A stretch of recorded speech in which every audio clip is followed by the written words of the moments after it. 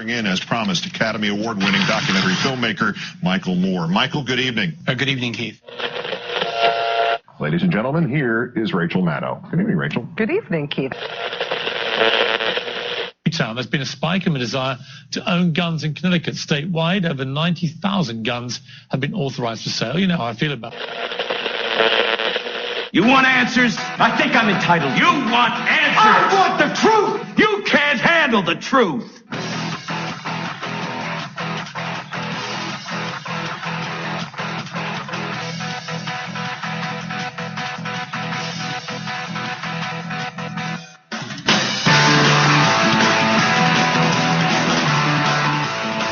Good evening, my fellow Americans and patriots. It is Tuesday, December 3rd, 2013. You are listening to the Midnight Patriot radio show and podcast. I'm your host, Jeff Norton. You can join us live every Monday through Friday from 9 p.m. till 12 a.m. Central Standard Time, or on the web at 24/7 at www.themidnightpatriot.com. Now we're in our second day of being paroled from Facebook jail. You know, it was very gracious of the Facebook parole board to release us from our shackles, our shackles. Free speech does reign, my friends. We'll have a little bit of more news on that, on what we're doing on our efforts to clone Facebook for all of us patriots a little bit later on in the show. But right now, we're going to be talking about the IRS Tonight Show, FBI testimony, amnesty for illegals.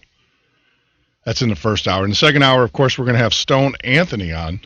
Every Tuesday, Stone joins us. It's a pleasure having him on the show. It's actually, I look forward to it. And then in the third hour, of course, we're going to start our moments in our American history. We'll also talk about some events that happened yesterday that we were unable to get to with the change of the programming, about the shutdown of the banking system in the UK, RBS, people not being able to withdraw their money over the weekend. It's only a matter of time before we start seeing those glitches here in the United States. Gun control is starting to gear up again.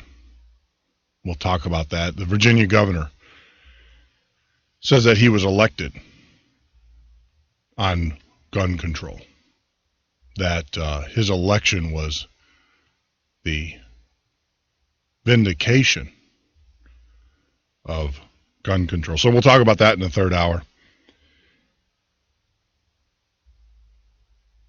You know, one of the things, too, I want to let everybody know, great news, outstanding news.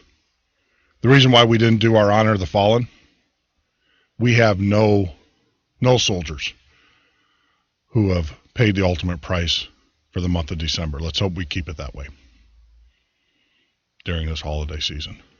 And during this holiday season, you know, take the time to thank those men and women that put on America's uniform, defend our freedom. You know, even though we are at full assault from this government, this administration, against our freedoms here in the United States, especially our Christian values here in the United States. Let the soldiers know that you appreciate them. Buy them a cup of coffee. You can pick up their tab. But more importantly, when you see a man or woman in uniform, go up to them, look them in the eye squarely and shake their hands. Let them know. Let them know. So when we get back from the break here, we will be talking about IRS. Oh, there's some, you know, once again, we're seeing the old tactics of this administration coming back. Deny, deny, deny, deny. We'll be talking about that. We'll break it down for you. Then at the top of the hour, Stone Anthony will be joining us. We'll talk about whatever Stone wants to talk about. I got a few things that we're going to discuss. But you're listening to the Midnight Patriot radio show and podcast. Join us live every Monday through Friday from 9 p.m. till 12 a.m. Central Standard Time, or on the web 24/7 at www.themidnightpatriot.com. Our call-in number is 1-800-580-4870. That's 1-800-580-4870. Well, they say that the country's done. They say that the stock market's gonna crash. They say that every single one of us is gonna let down while they walk across our back. But I'ma stand up. I'm gonna put my fists in the air. No, I don't wanna have to bring my guns, but I'll be ready if it goes there. But you can let down if you wanna. You can run away if you wanna. You can pretend that this is totally okay if you wanna. You can play it dead if you wanna. Get what they said if you wanna. Turn your back on the country, me and you right now. But I don't wanna. So let's stand up, put our fists in the air. No, we don't wanna have to bring our guns, but we'll be ready if it goes there. 'Cause we're the epitome of what's left of the USA. We're hardworking, honest, and we make our money the good old-fashioned way. But you can lay it down if you wanna. You can run away if you wanna. You can pretend that this is totally okay if you wanna. You can play it dead if you wanna. Forget what they said if you wanna.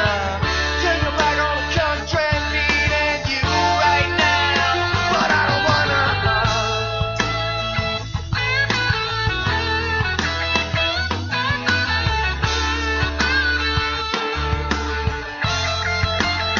No, I don't wanna.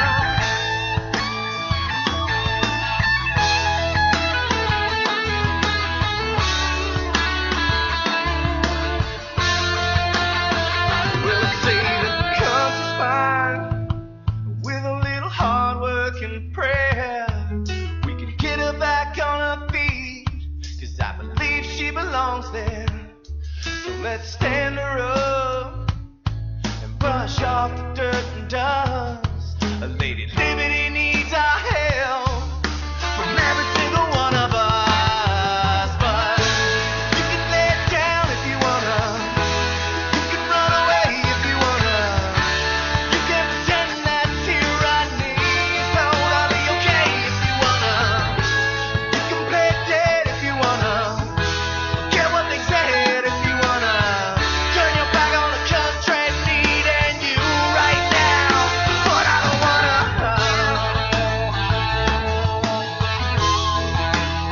No, I don't wanna.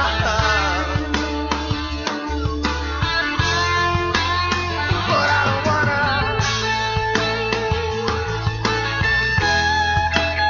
No, I don't wanna.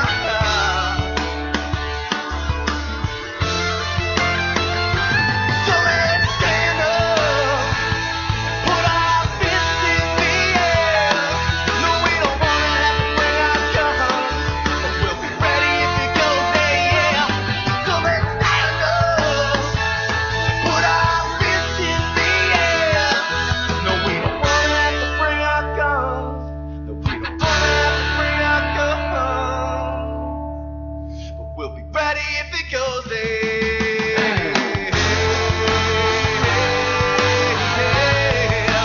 Ready if it goes there. Ready if it goes there. Be ready if it goes.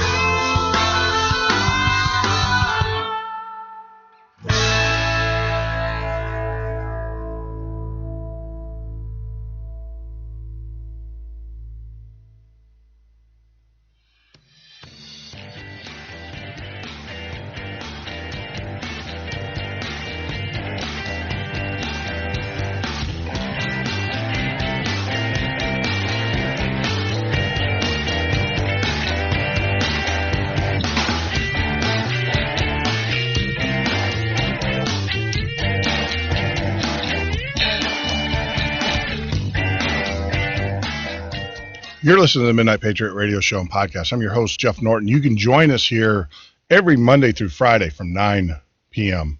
to 12 a.m. Central Standard Time live, or on the web 24/7 at www.themidnightpatriot.com. That is www.themidnightpatriot.com. And on that note, we have great news. Now, some of you guys are going to be getting invites from the Midnight Patriot starting tomorrow. We are going into beta of our Facebook clone, Patriot clone. Now, for all of those, give you guys a little bit of backstory. We in the Patriot movement have been under a systematic attack by those in mainstream media. They want to block our message. There's no doubt about it. I mean, no news there. We, not reporting anything we already don't know. And kind of like how we got started with this show. A few friends said, Jeff, if you're upset enough, if it really upsets you, do something about it. Take your talents and find a solution. Do something about it. Stop complaining and get off your backside and get engaged. So that's how this show got started. The other thing, though, is that, once I got on the Facebook, obviously, Facebook is a huge social tool, obviously. It's a way of getting the word out. Now, I'll be honest with you. We wouldn't be at the listeners that we had without a social tool such as Facebook. The problem is that, and I've discovered this firsthand, and I'm hearing this from other patriots, other individuals who also post on Facebook. When you reach a certain level of listenership or audience, you will start seeing systematic attacks on your page. Maybe that you can't post. Maybe that you're not seeing posts that are being sent to you, can't schedule your events. Facebook jail. It is so prevalent that there is a term, Facebook jail. So that happened to us here last week at the Midnight Patriot. For a whole week, we weren't able to post to our shows, and that's how we get a lot of our new listeners in. It's how people find us as we grow our station. That's how we pay our bills. So, like the radio show, I made some complaints about it, and of course my friends said, Jeff, you know people in technology. You know what it takes. So I will tell you, give you a report here. Our efforts, we have secured our hosting company, a CDN, which is a content delivery network. So we're going to have servers all over the United States. We have secured the initial beta software that we're going to be launching tomorrow, and depending upon how the launch goes, and then that includes our Terra network map that we're doing. I wanted to kind of move those together. The other feature that we're going to have is that if you are a podcaster, if you are a radio show host, and you have a show, you'll be able to post your shows up on the site. Live. Audio, music, streaming. Live. No censorship. No Facebook jail anymore. The nice thing, there's a lot of features that we have included. The only thing that we ask is that you keep the memes. We'll allow you to post memes, M-E-M-E. We just ask that they are patriotic, or that they are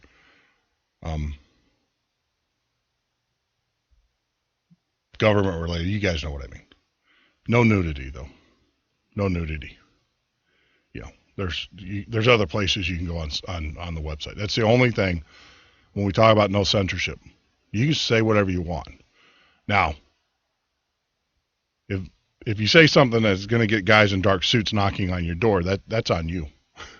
But you can say whatever you want on our site. No censorship. No Facebook jail, no nothing. Now, the really neat thing is, and we're playing with this right now, we're testing it. So that's why we're going to ask a couple of you guys to join. You're going to get some advanced, heads up. It will actually link with your Facebook page, so it will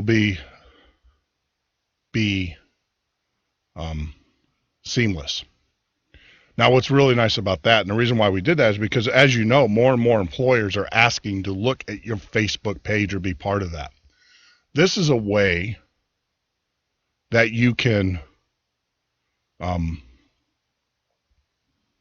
have your Patriot side and your personal side, even though a lot of times they run together, like myself, but some people want to keep those separate. I know individuals that have pseudonyms so that they don't know, so their employers don't know. But this is a way that so you can keep them separate, but then also keep them together. The other thing is, this is an invitation-only site. You have to be invited by another member. Why did we do that?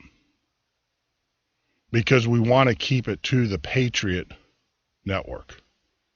We want fellow patriots to invite their friends. It's a tool. We don't want to get, game requests and, I get them all the time. From certain females. Hey, how are you? And all I've got to say is that, Sandy and I have known each other since we were sophomore in high school. So almost, I can't even count. Good old public education, So you're wasting your time. Oh, no games. I like games. Don't get me wrong. Being the basement dweller that I am, geek, I do like video games, but not on this page either. So you don't have to worry about getting, solicited to play a game. This is a Patriot-only forum message board. The data you own. So if you want to take your site or if you want to remove yourself from the board, when you do that, all your posts will be deleted. We are also working out a way, and bear with us on this one, to where data that's longer than 60 days will be deleted as well. So we're designing this as a communication tool amongst us fellow patriots. So the invites will go out sometime tomorrow, maybe late. To some of you in beta, don't feel bad if you weren't invited. It's just that we're only going to be bringing on a few individuals to kind of help us test the system, to test the system. Oh, the other thing too is if you have a product or a service you want to sell, we're going to have a marketplace. That's right. You can sell your products and services. We're not going to charge you for the marketplace. It's kind of like a Craigslist per se. So that's also open. Of course, you can advertise and do all of that, but we are going to have an open marketplace for you to do that. Now, of course, if we have to do the transactions and stuff, we've got to charge you whatever the credit card company charges us to handle that transaction for you.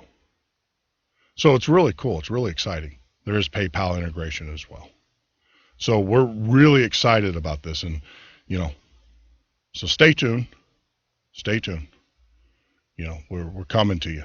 We're coming to you with solutions, my fellow patriots who are worried about censorship and the ever-seeing eye of this government. And talking about ever-seeing eye, on tomorrow's show, We're going to have Jeff Haynes, author of Rise of the New World Order. It's going to be an exciting show. Exciting guest. So how appropriate. How appropriate. And stuff. But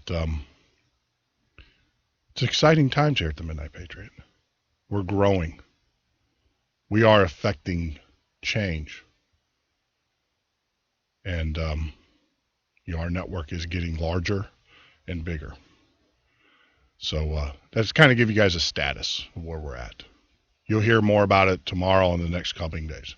But like I said, it's invitation only. So you will be invited by me at first, if you're a Facebook friend, after we do our beta. We don't want a disastrous launch. Oh, by the way, it is fully secure. The data is encrypted.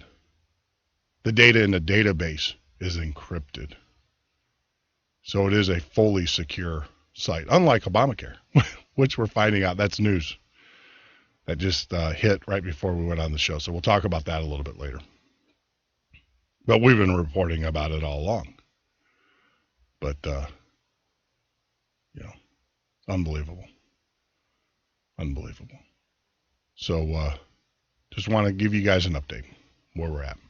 Had an excellent show last night. If you didn't have an opportunity to go back and listen to it, we talked about reloading, which is always a fascinating topic, especially, if you're a prepper, if you have firearms, save you a ton of money. Plus, I will tell you, you got to do things with your family and your group, and that's actually a really fun thing to do, is sit around with a bunch of guys, girls as well. I know some of you are rolling your eyes, but I'll tell you, it is a fun thing to do. Take about 2 hours, 3 hours on the weekend and, alternate and load yourself a couple thousand rounds of ammunition. Shoot the breeze, have a good time. So we talked about that. I actually ordered my books today, and outstanding, outstanding. But let's press on. Let's press on. Tonight, let's talk about our government is back at its same old tricks. But, what do you expect? It worked so well for the Department of Justice and FBI, and mainly the Department of Justice. The withholding of documents pertinent to an investigation. Remember Fast and Furious? Remember Fast and Furious? How can you forget, right? Us as patriots never forget that stuff. Our government wishes we would forget it. Mainstream media doesn't talk about it, so they think that we'd forget about it. But we're going to talk about it here on this show. That's what we talk about. We talk about the hard issues. Talk about the issues that our mainstream media refuses to report on. And if they do report on it, they actually distort the truth. They have an agenda. And like I said, I was shocked. Had an excellent brunch with Joe the plumber and his wife and his lovely daughter. Beautiful little girl. It just made me, I got to tell you, my girls are grown up, but when you look at children and stuff and you ask yourself, why do we spend the time, the hours upon hours and evening doing shows like this and other things, when you look at a child and you look at them, it comes pretty clear why we do this. But I had an excellent. I want to say, Joe, thank you very much. You guys got a beautiful family. And I look forward to our friendship, our camaraderie, and everything. But, as we were talking, there was something that was said, and I'm not going to out anything because the conversation was in confidence. But I was shocked. Sites that I felt were on our side, who thumbed their noses at the mainstream media, I found out were controlled by mainstream media. So that was discouraging. I know the sites, but like I said, it's not my place. It was told to me in confidence over a a brunch, and that wants to be discussed, we'll let Joe or whoever discuss that. But I'm not the one to do it. I'm not a drudge, a mad drudge. I'm not going to report stuff that's been given to me in confidence. But it's amazing. It just goes to show us how important shows like ours are. Shows, like JJ show is. I hope you guys got to that. We have a link to it. Listen to the CIA director. We're going to be talking about that actually tomorrow. If you haven't had an opportunity to listen to it, go to our website, www.themidnightpatriot.com. Go to last night's show.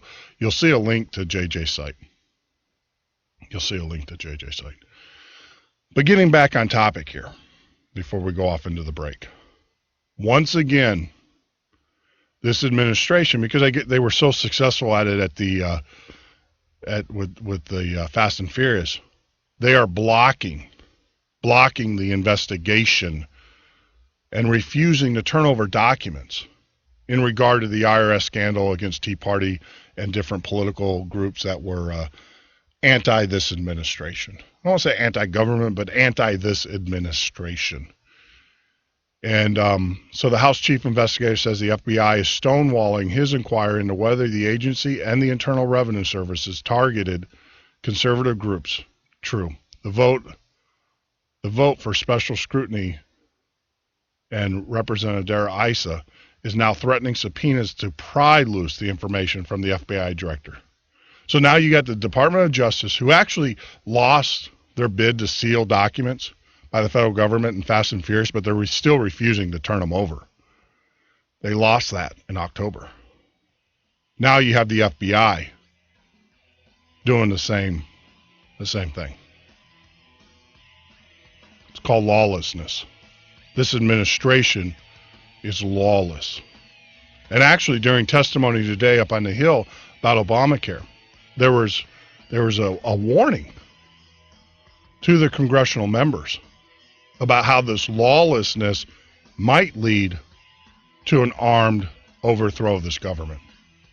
And we'll talk about that when we get back from the break. But you're listening to the Midnight Patriot Radio Show and podcast.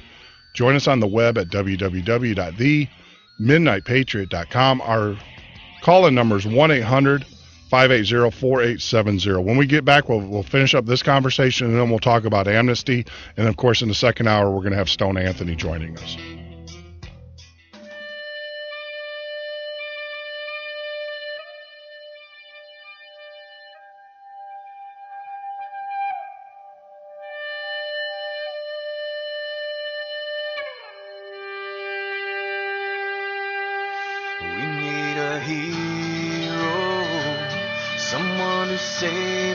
Ourselves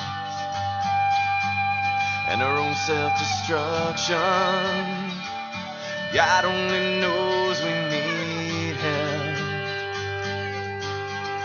Looking for a hero, someone who cares about the future, not about themselves, but about the idea of America. We need a hero, someone who shows the way. We need a hero who speaks for the people and what we have to say. We still believe this land of the free is still America. We still believe in the land of the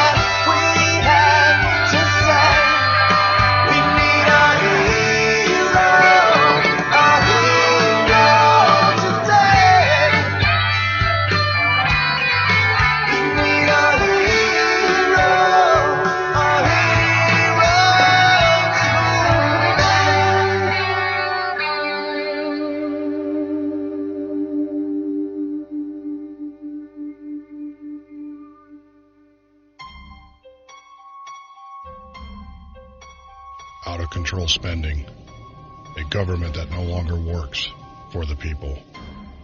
Had enough? Then vote for Stone Anthony for president. Replace politicians with a citizen statesman. www.stoneanthony2016.com. America, welcome home the brave.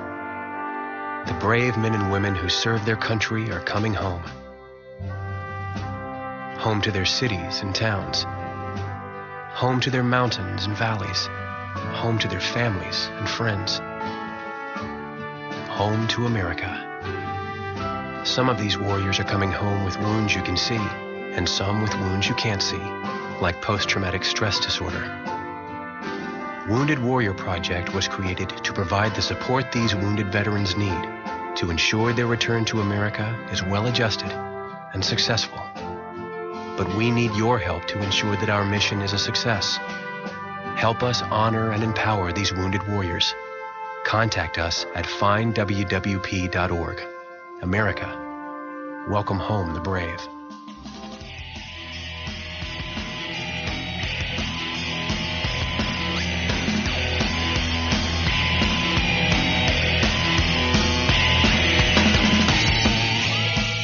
You're listening to the Midnight Patriot Radio Show and Podcast. I'm your host, Jeff Norton. You can join us on the web at www.themidnightpatriot.com for all the latest news, show information, rebroadcasts, guest interviews, all sorts of great things. Now, we are going to be adding some more news stories. I'm going to, on top of everything else I'm doing, I'm going to start blogging. For those that don't know, I used to blog quite a bit. Just haven't had time trying to get ready for the show. But we're going to start doing that. We're also going to start featuring other bloggers, news and information on the site, and everything. But getting back to the IRS and the scandal, because it has really worked so well under Fast and Furious. Department of Justice actually lost a federal case, an appellate case, in which, they were refusing to turn over documents, and the federal judge in October said, no, you can't dismiss it. They tried to dismiss the case federally. And the federal judge said, no, there's merit to the case. It's got to go forward. And we'll see. We'll see Eric Holder if he turns that information over. But once again, now you have the FBI doing the same thing. You have the FBI stonewalling the investigation. Stonewalling. Now you got to ask yourself, I've never been at that end of the law, so I don't know. But I watch the shows and you always hear the cops saying, well, you ain't got nothing to hide. Why don't you just tell us the truth, right? Now, we're a huge advocate. Don't say anything to any police officer unless your attorney's present, right? But these are attorneys. These individuals they do have law degrees. And so they do have the ability to represent themselves, but they're even denying. And a great example of this is the IRS, on top of the FBI stonewalling, ICE is going to, once again, they're probably going to file contempt charges against someone, but of course they're going to fight it in the court, and appellate court's going to overturn it, say, no, you got to produce documents, and then they're going to do this, and then probably the President of the United States is going to come in and classify the documents, part of national security. I mean, that's the game plan. That's the lawlessness of this administration, And by the way, we caught the president in another lie. We're going to talk about that for amnesty when we get to our amnesty section. But let's wrap this one up. IRS Chief Counsel William Wilkins testifies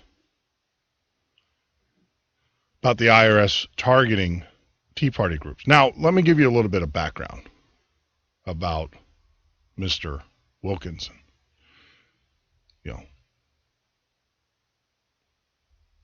he is the IRS chief counsel, but he was appointed to the IRS by this administration. Now, one of the things that, you need to be aware of, which makes this argument of the story even more pertinent, more damning, is the fact that he was a generous donor to the Democratic candidates and causes. So, you got to ask yourself, how objective is he really going to be when he's looking at this issue of the IRS being used to target Tea Partiers and those that were against this administration? How objective?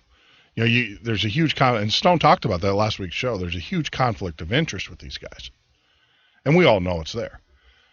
But of course, during his interrogation, it really wasn't an interrogation, during kabuki theater that we call congressional hearings, because that's what it is. It's kabuki theater. It's a way for these congressional members to get on TV, ask their 5-minute question, and then go back and drink their coffee or go play golf. It's a perception that they're actually doing something. There's no hard questions. There's no hard interrogation of these people. They have the opportunity to get up there and make their statements, and then when the hard questions come, they either deny them, or I'll get back to you, and they never get back to them. I'll give you the data. Remember that with Obamacare? We'll give you the data. The data has never been given. We're even finding out today that they're asking for the security of the Obamacare site, because there's we raised that question on the show last night, and we've been raising it all along, that you can't do what they've done and cram that code in all these fixes without properly testing. It's just, in the IT world, it's not feasible. And now we're finding out that the Obamacare website security now is even worse than it was going into it. Now the House members are asking HHS for the details, and HHS is refusing to give it to them. That's the next battle. But getting back to this, as Mr. Wilkins, a Democrat, we'll just call him operative. He's an operative. Is sitting there testifying. He is saying that he just doesn't remember. And he also said it to the point of 80 times.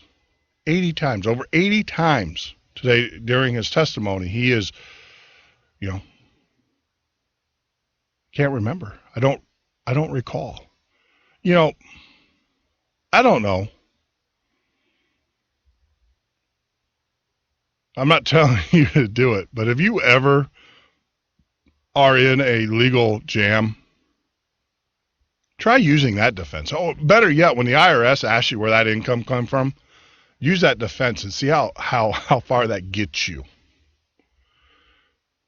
You and I, citizens, if we use that, I don't recall. The IRS automatically, I can tell you, I actually fought the IRS. Took 7 years doing the paperwork, filing all the motions, and I actually won. I actually got money back from them. They had to pay me back because they took money from me illegally. So I know what that's like. And they refused to give it back to me, and I had to fight them, and I did fight them. I used that money to pay off my student loans. So they got it back in the end. But, I'll tell you, that argument when you're sitting across the table from an IRS auditor doesn't bode very well for your defense.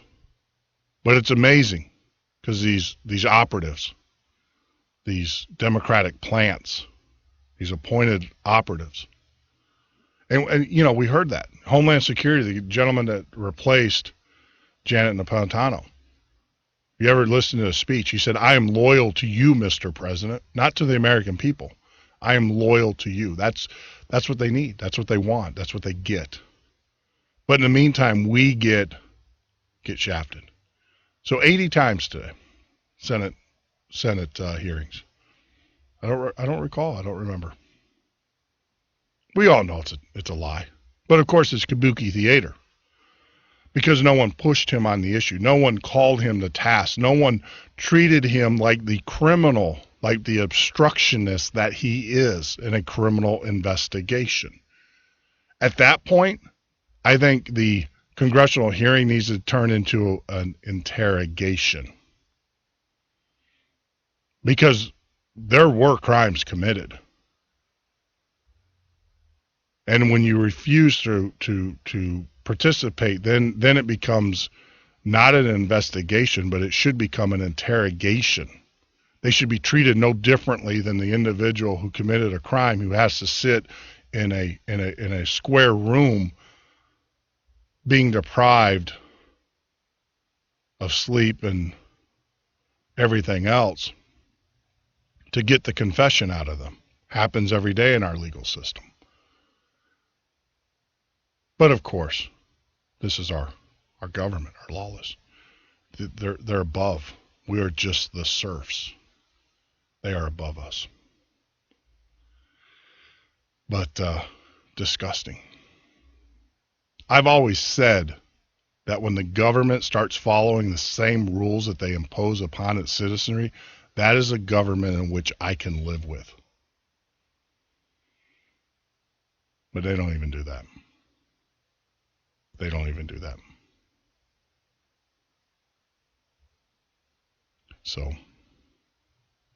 moving on to amnesty. You know, you really want to see if your representative is a patriot or not. If your representative is willing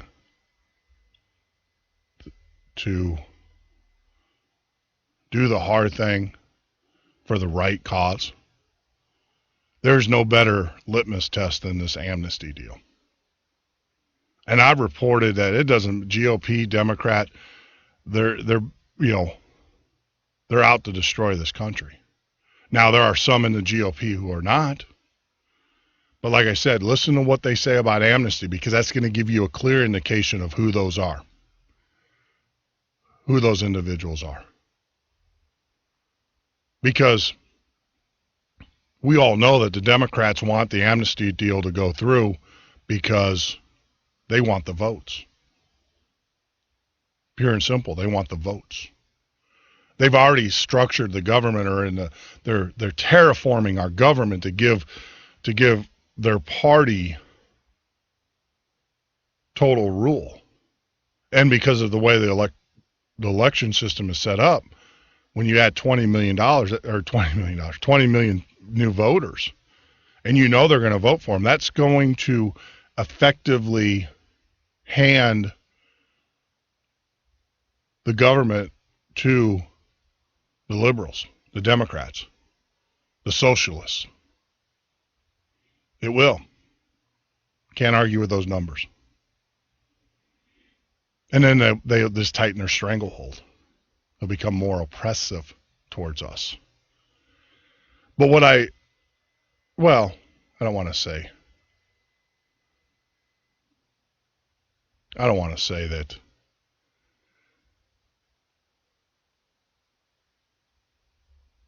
they, in the GOP, well, I will say it. The GOP is selling us down the river, folks.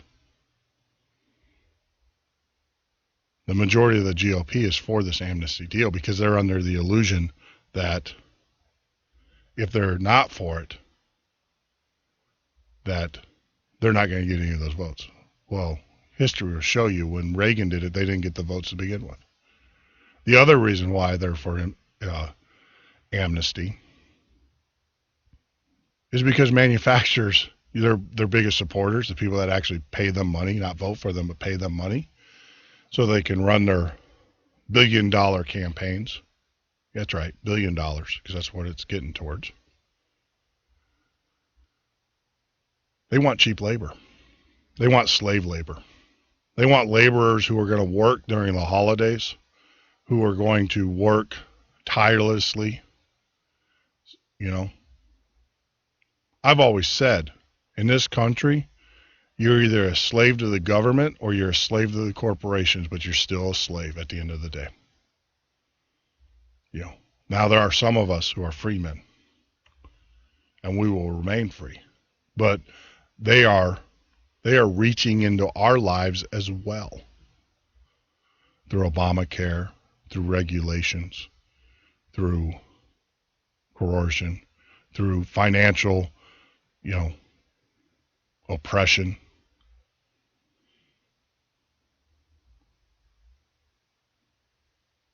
We are under attack here in America. And, I'm preaching to the choir.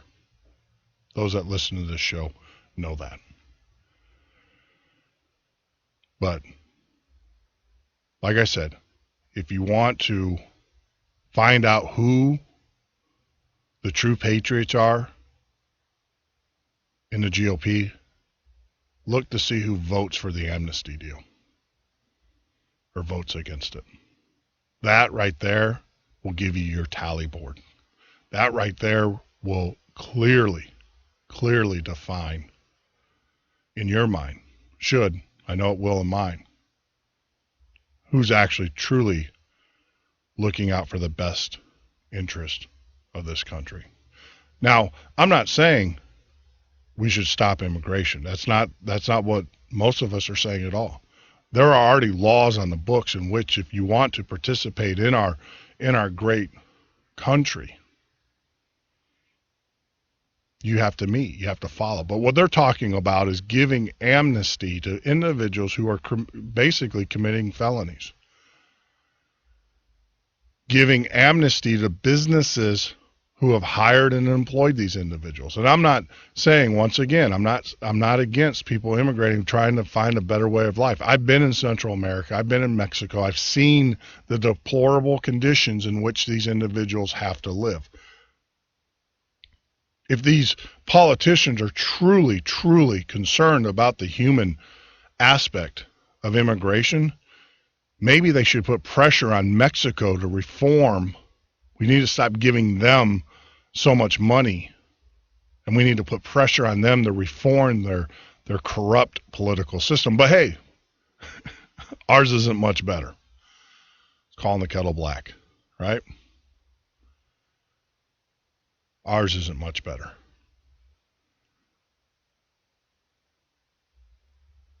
But as we go into the next election cycle, they're doing it. And, so you guys know, Boner.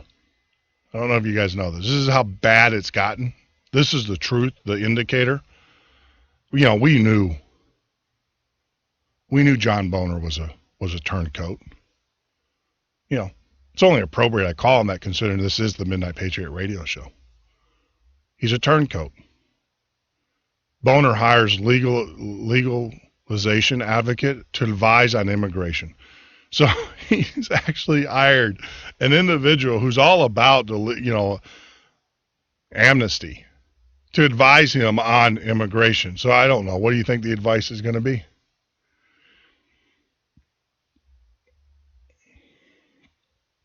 Hello? Yeah. So this administration, this government, I'll say this government, except for a few true patriots, do not care about you or I one iota. So why should we care about them? Why should we care about them?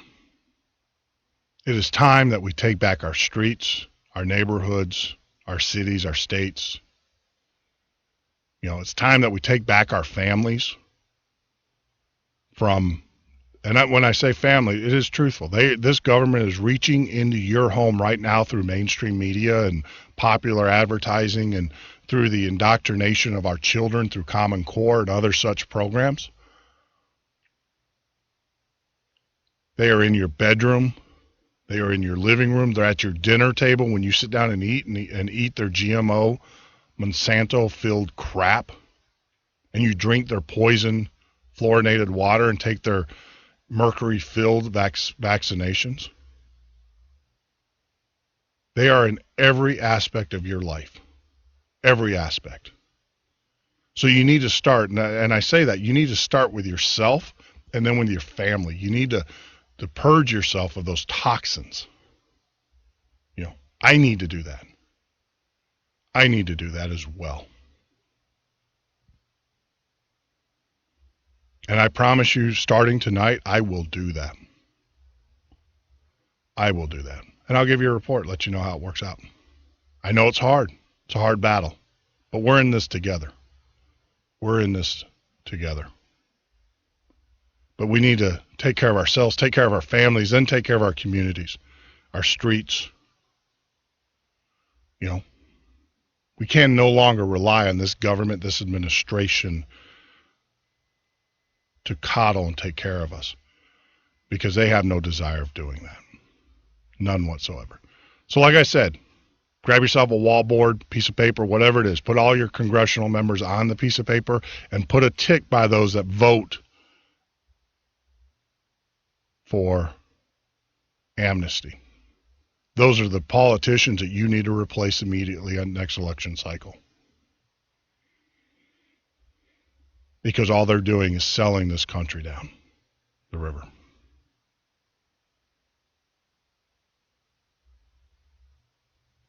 That's all they're doing. And we're going to see. We're going to see. Don't be surprised if they try to pass this bill right before the holidays. Most of the oppressive bills, be it the Federal Reserve, be it the War Powers Act, all that has been done either when right before the holidays, on a Friday, or when the country is at its breaking point. That's their game plan.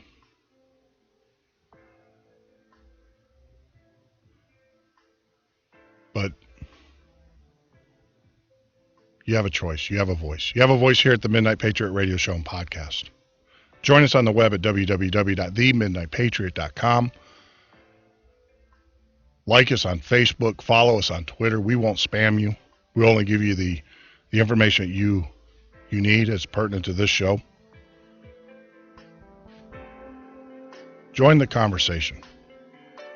This is your opportunity, your ability to join our conversation. When we get back from the break, we'll have Stone Anthony will be joining us in a few. You're listening to the Midnight Patriot Radio Show and Podcast. Out of control spending. A government that no longer works for the people. Had enough? Then vote for Stone Anthony for president. Replace politicians with a citizen statesman. www.stoneanthony2016.com.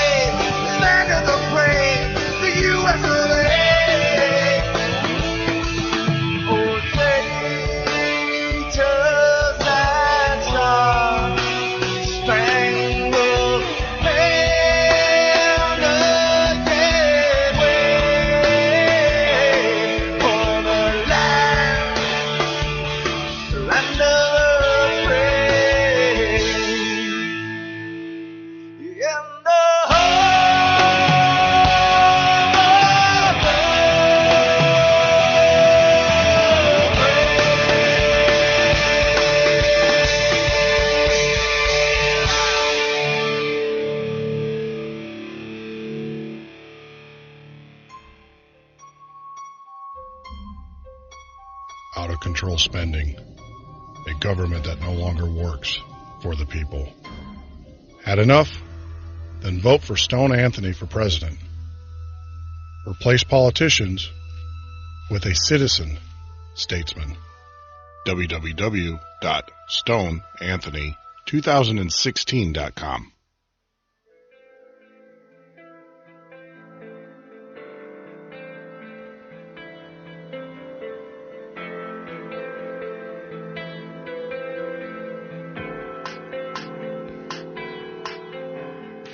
You're listening to the Midnight Patriot Radio Show and podcast. I'm your host, Jeff Norton. You can join us here live every Monday through Friday from 9 p.m. till 12 a.m. Central Standard Time, or on the web at www.themidnightpatriot.com. You can also join our upcoming guest on his website at stoneanthony2016.com. Now, for those that don't know, Stone joins us every Tuesday night. Tuesday, that's kind of like our fireside chat. This is a gentleman who is a patriot. He's a citizen, just like you and I. Wants to affect change, and he's making change. It's amazing. I've been watching him the short time that I've known Stone and watching his organization, his grassroots movement. It has grown tremendously. So if you're interested in an alternative candidate for presidential other than the Dems and the GOP, take a look. Go out to Stone's website, www.stoneanthony2016.com, to get more information. This is a candidate you can get behind. I've gotten behind him. Looking forward to traveling with him this summer as he rides across America. It's going to be good times. Good times. But this segment not only is brought to you by StoneAnthony2016.com, but it's also brought to you by MountainViewOffGridLiving.com. Give Sue a call for all of your prepping needs, all of your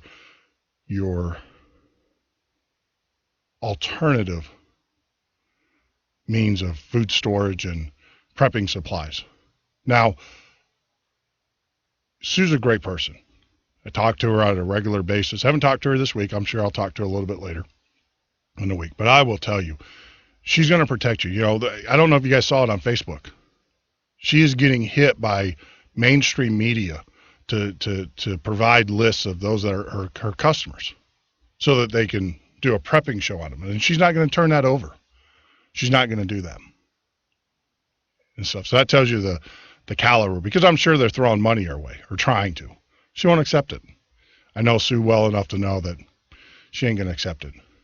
You're not going to find any better friend in the prepping supply community than MountainViewOffGridLiving.com. Give Sue a call. But right now, as promised, we have the one and the only Stone Anthony. Hey, Stone, how are you, buddy?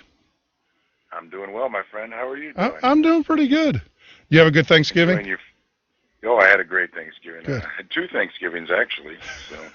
Two? And, one in New York and one in Pennsylvania. I had to do them 2 separate days, though. But it's nice to have family. It's nice to have friends. And, it's always good to put everything aside for a day or 2 days and just sit around and enjoy each other's company. So that's what we did.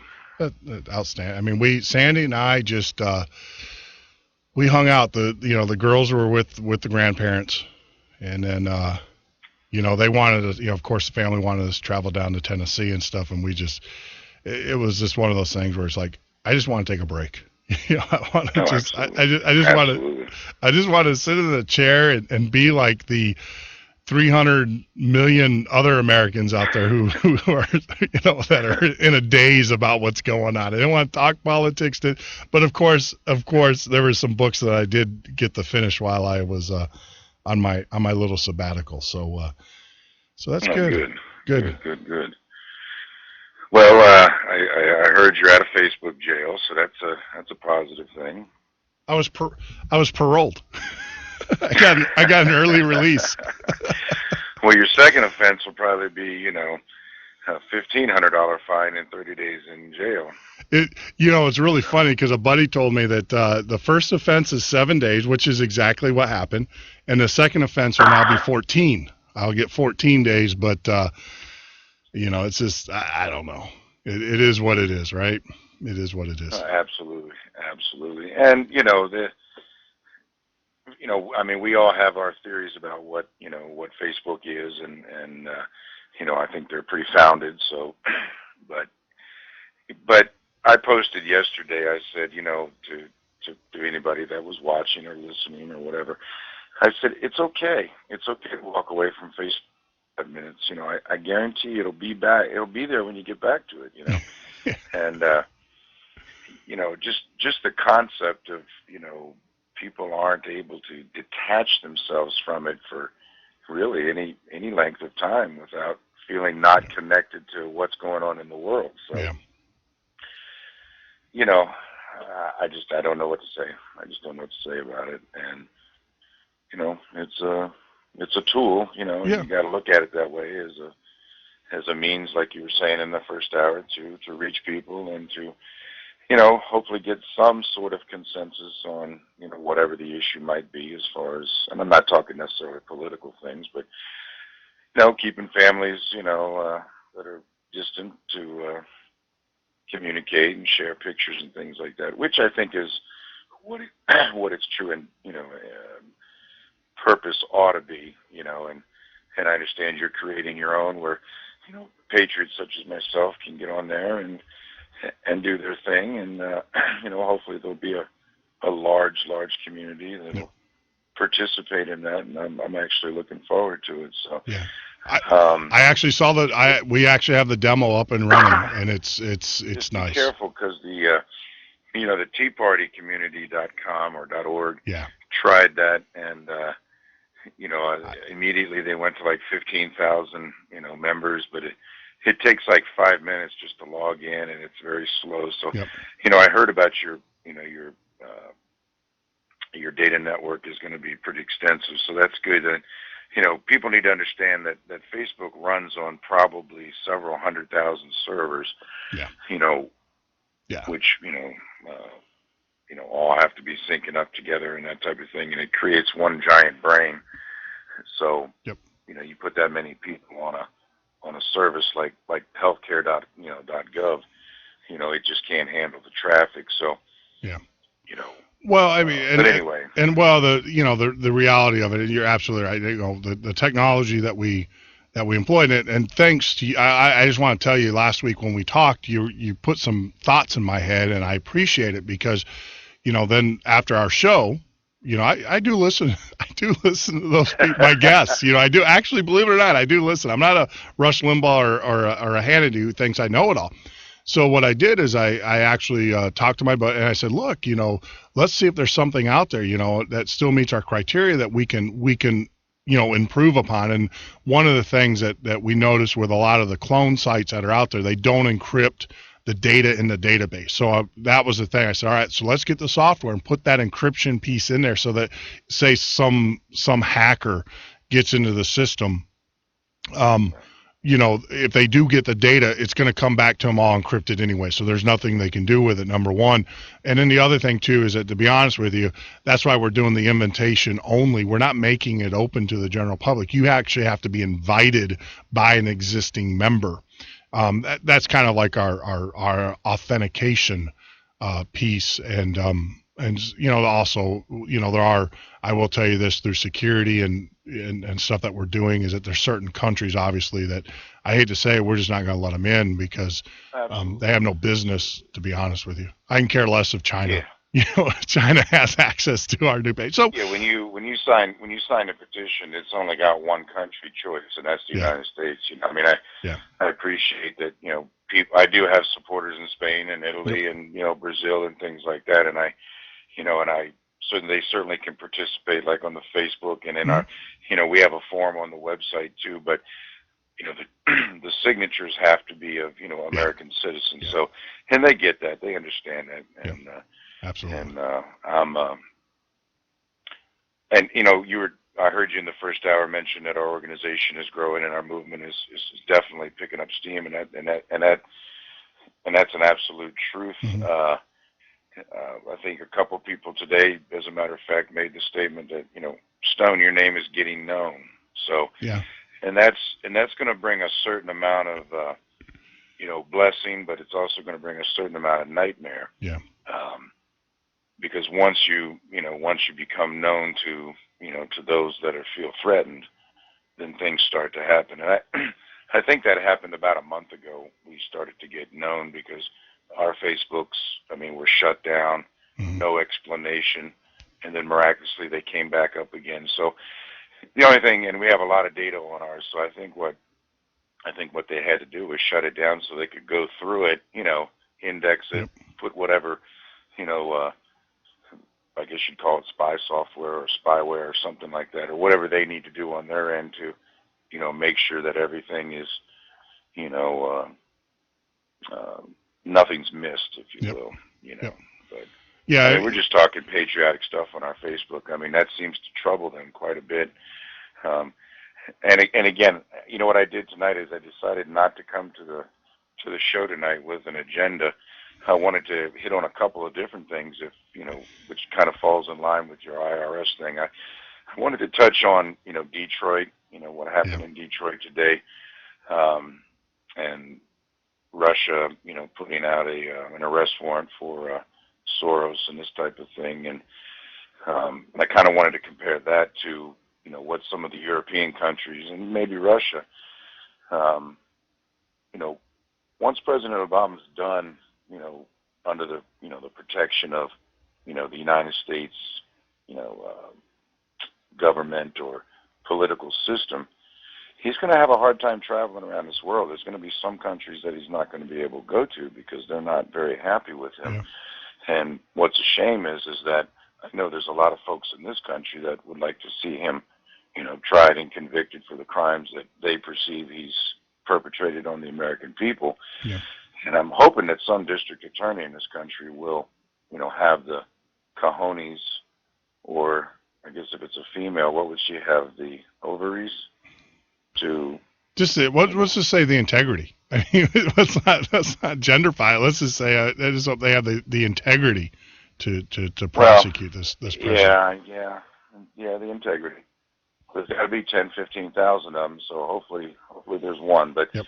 What happened in Detroit today? I was pondering that for, I don't know, probably the better part of the afternoon. Once the verdict came in, you know what I'm talking about. Yep. Right? They approved the federal judge. So right. Those that don't know, the federal judge approved the bankruptcy filings of Detroit. Once a great manufacturing icon of the world, the Detroit. It's right. just amazing. And but the comparison I wanted to make was that if, and this is so people that are listening, and perhaps maybe they'll walk away with some, some answers, and then it'll prompt some more questions for their discussions with, with the folks that they know. Is Detroit is simply a microcosm of the American economy and the American nation, if you will.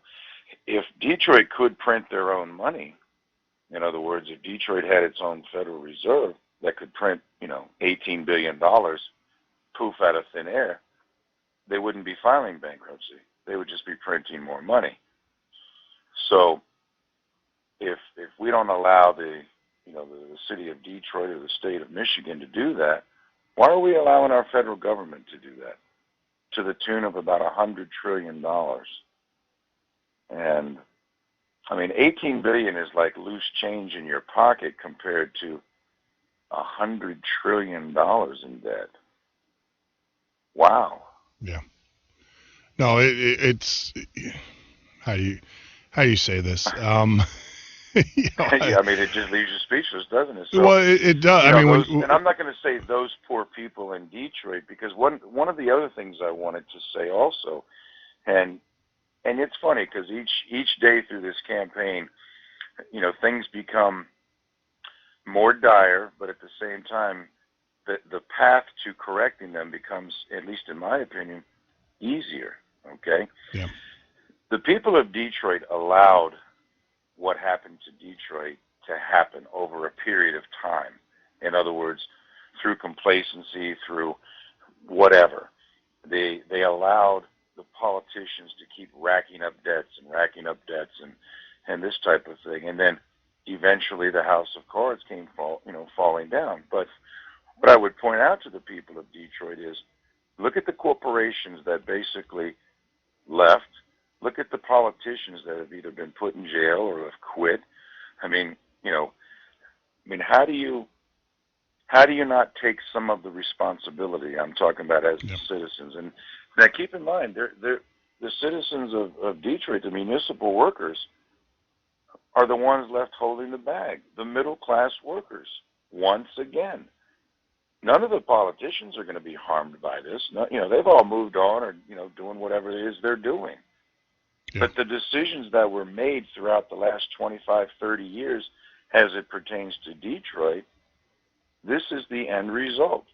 Yeah. And if the rest of America is paying attention, they need to understand that there are many other municipalities that are teetering on the brink of collapse.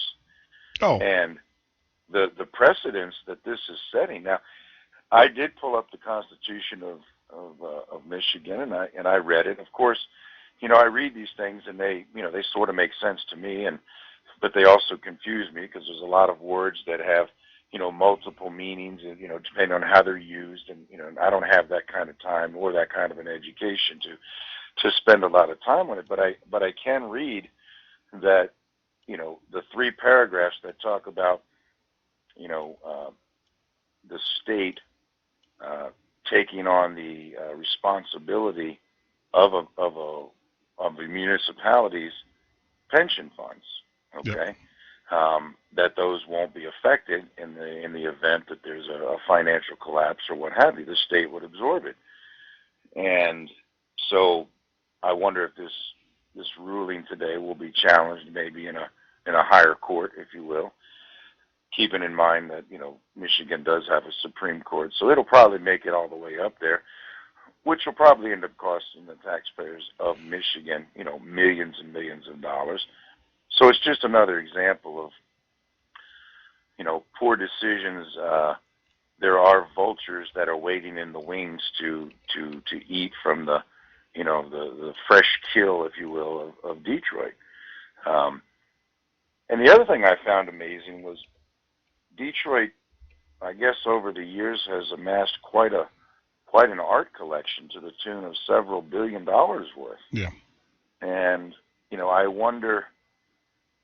wonder if municipalities ought to be, investing in that kind of, taxpayer money in valuable art. Yeah. Well, again, just maybe one of those decisions, in the past 30, 40 years that probably wasn't a good decision. Might have seemed like it at the time. But what I'm trying to get to here is that once we start moving forward with this Patriot, taking back our nation, we've got to be careful not to repeat the mistakes of the past. And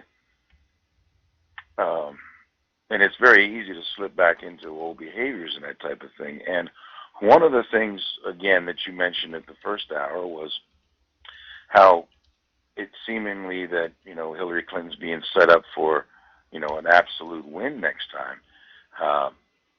That Barack Obama is going to push very hard for amnesty, and that's going to add an additional amount of voters to, probably to the liberal side. And so, again, my message always to the patriots, the true patriots of this nation, is if you don't organize and if you don't come together, for a common purpose, which is to return this country back to the republic that it was intended to be, and say no to Washington by not allowing the two-party system in this nation to keep repeating the mistakes of the past. Okay, Hillary Clinton is sitting somewhere right now going, I wonder what I'm going to do day one of my administration. In other words, what fun things am I going to do? I'm going to start planning my taxpayer vacations and this kinds of things, because there is absolutely no reason for her not to even think that she's not going to be the next president.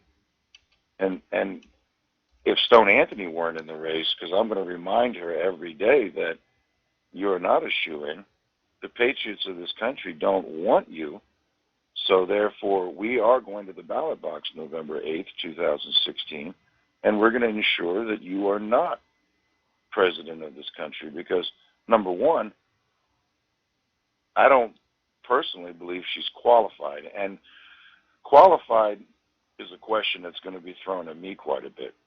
And my answer is always going to be the same, that Article 2, Section 3, Paragraph 4 of the Constitution gives me the right to run. It also gives her the right to run. Unfortunately, I don't have to run on my mistakes that I've made in the past as it relates to my patriotic, citizens of this country and the wrongs that I have absolutely caused them. She has got to answer for Benghazi. And answering for it is one thing, but having the right to run for the leader of a nation after you participated in the murder of not just those four gentlemen in Benghazi, but Vince Foster. I think last night you ran through several things that she's done in the 70s with the Nixon thing and the Whitewater and Travelgate and just a myriad of wrongdoing. Yeah. And that's the thing that this American people, they gotta realize. I mean, this is a lady who, this is an individual who has shown opportunity, motive, and everything. I mean, it's not one. We're a forgiving nation. We are. People make mistakes. We get that. Everybody makes mistakes as they go through this thing called life. No one's perfect. But the reality of it You're is, not? I'm far from it. I've got to go, Jeff. I thought you were. No, I am far from it. I have a lot of sins that, and all I can tell you as of today, for a couple months now, I've straightened my act up. No, so, this is the thing, is that she has, now I will tell you this, nothing I've ever done has ever been criminality in nature. It's just been out of stupid things, but nothing criminality, nothing criminal. And, that was my point when I said that, she has things she has to answer for that she's going to try and ignore. Nobody in the mainstream media is going to press her on it. Yeah. So it's going to have to be me. It's going to have to be my fellow patriots that, because I can't be everywhere all the time, but they need to be where she's at, making sure that she's not blowing smoke up the people's asses that are listening to her. Yeah. Now, I'm going back to my same math, that I'm very big on my math. There are X number of people that have already decided now that she is that they're going to vote for, and that's okay. And there are a segment of the population that have already decided that they're going to vote for, whoever the GOP puts up there. Yep.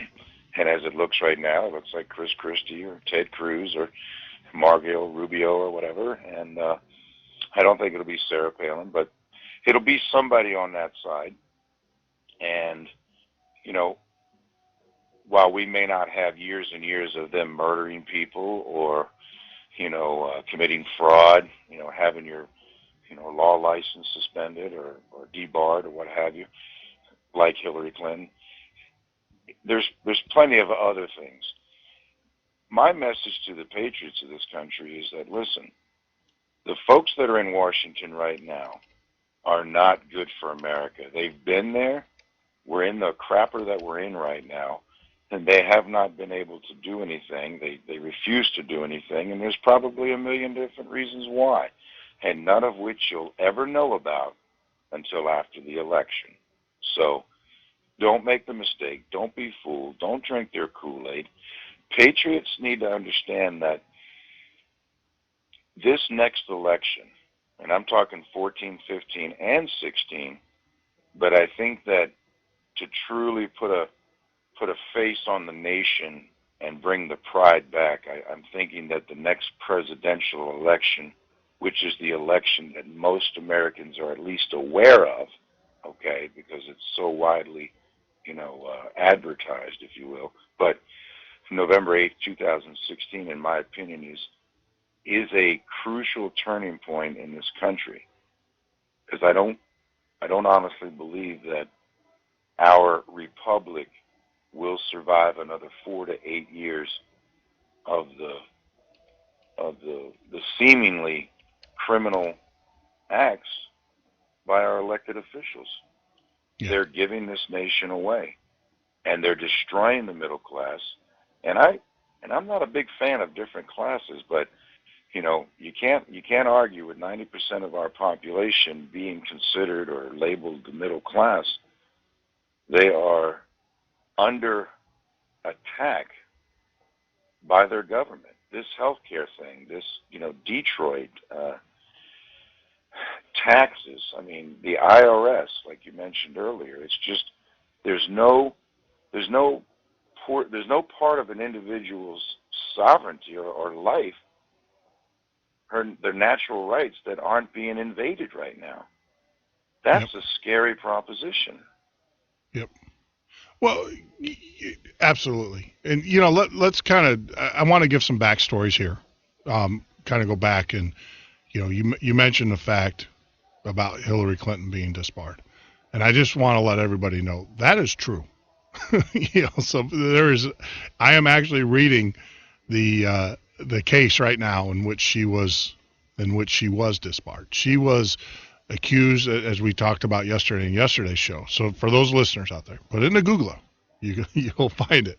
But she was obviously accused under the Nixon trial of being unethical, being a liar, all sorts of things. And, it amazes me. It amazes me. Think about it. You are a lawyer. You go to law school. You do, everything else. You take the oath to defend the Constitution of the United States. They, in essence, has taken that away from you. And it's not typically the debarment process in the United States for our listeners is this, because Barack Obama and Michelle Obama weren't necessarily disbarred, but they were asked to give up their law license. So typically what happens is that when you meet with your peers, the judiciary in your who oversees your licensing in the state, well, that's usually the first option they give you, is just give up your law license, walk away. Well, because it's a crony system, and they don't, Well, she was disbarred. They didn't give her. She went right to, they disbarred her. They didn't even give her that option. And here she is going to possibly, she's running. America needs to wake up. You got a person who has been so egregious, and you got to understand, lawyers and the legal system protect their own. They circle around each other. Remember the attorney who walked in the Nevada court drunk off his butt, representing a gentleman who was on a criminal murder charge, and he didn't get disbarred. He got counseling through the system and everything else. He got censored, but he didn't get disbarred. Hillary Clinton got disbarred. That right there speaks value. And the thing is, and the reason why she got disbarred, she's unethical and she's a liar. That's what they cited in her disbarment. So you're going to put this woman, you think Barack Obama's a liar? We got her on the record as being a liar, and we have a legal entity, basically saying that she's a perjurer or a liar. And remember too, unbelievable. Our conversation where I had asked you that, please, whenever you're doing your show and you've got these great points, as you try to lead people into to some sort of closure or to some end game, and I definitely don't want to sit here and talk about Hillary Clinton for now, but I would like to say that, if the people that are listening, I'm trying to imagine any of them being, Hillary supporters, but they certainly know somebody that is. Yep. What on earth?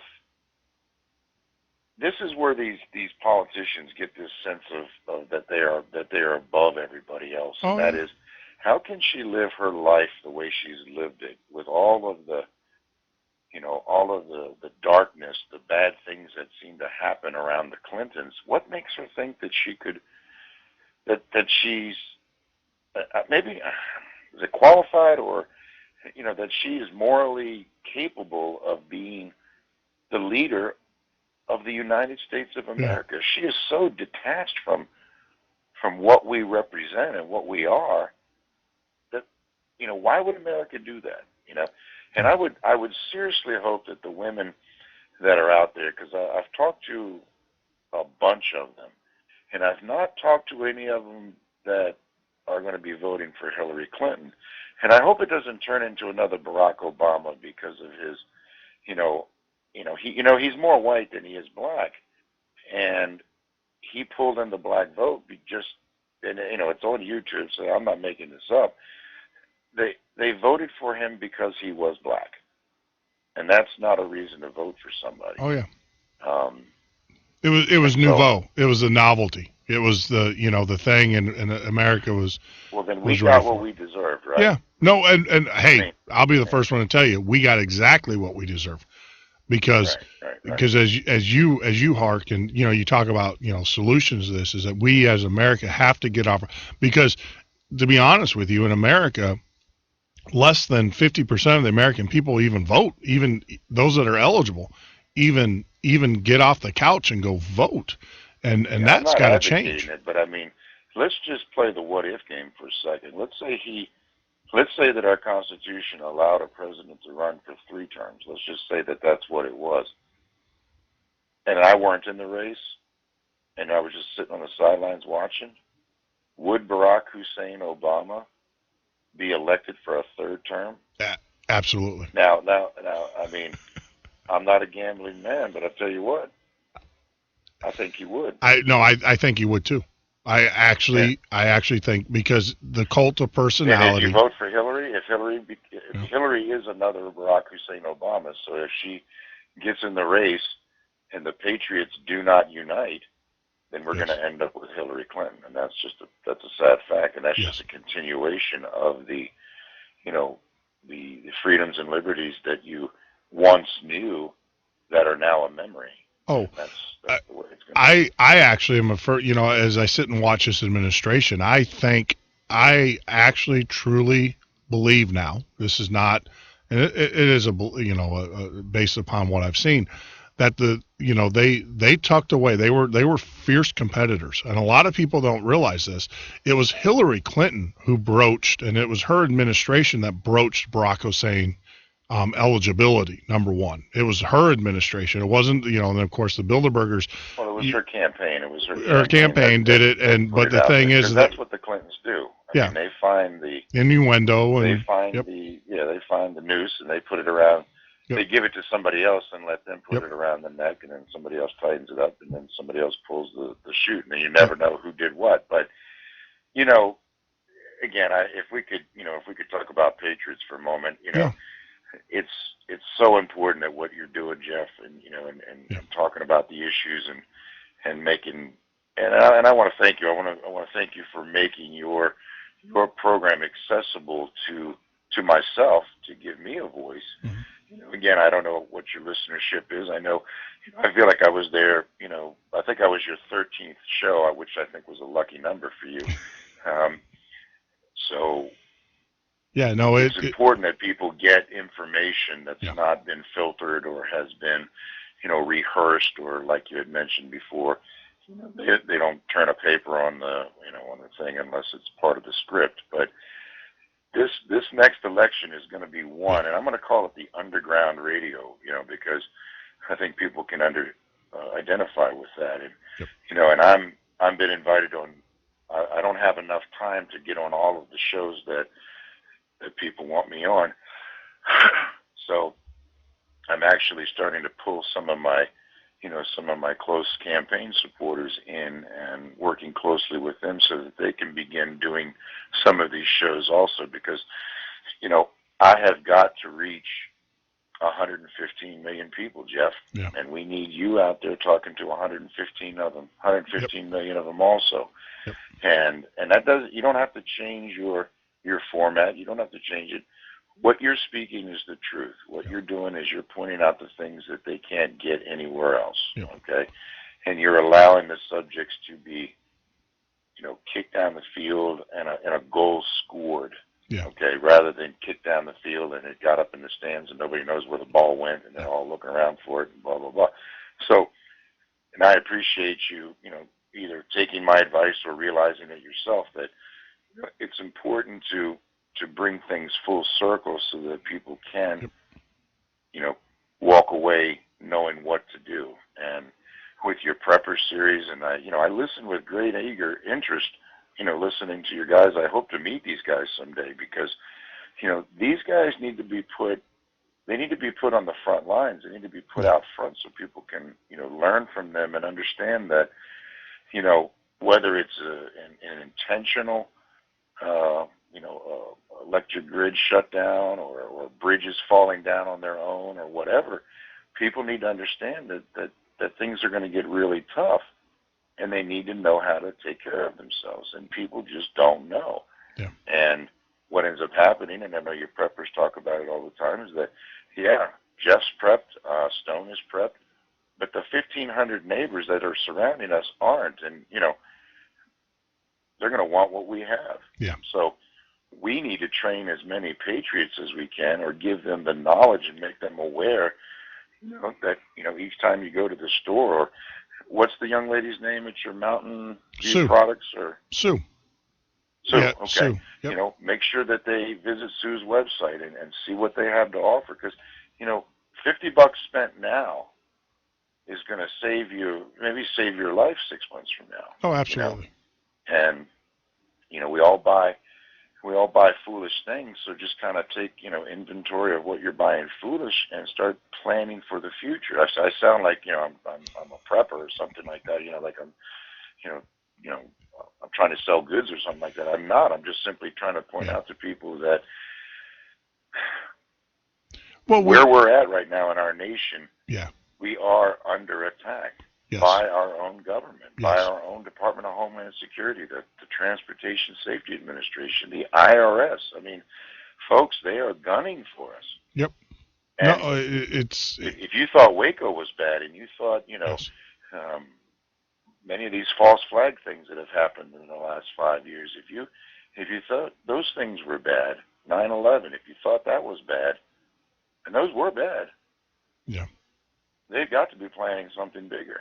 And put more militarized equipment in our communities. They're training these, paramilitary police forces to show just downright disdain for the very people that they've been hired to protect. Yep. And it's scary, and people should be scared. Yeah. And fear needs to be turned into resolve, but fear needs to be turned into resolve. But being aware of what's going around.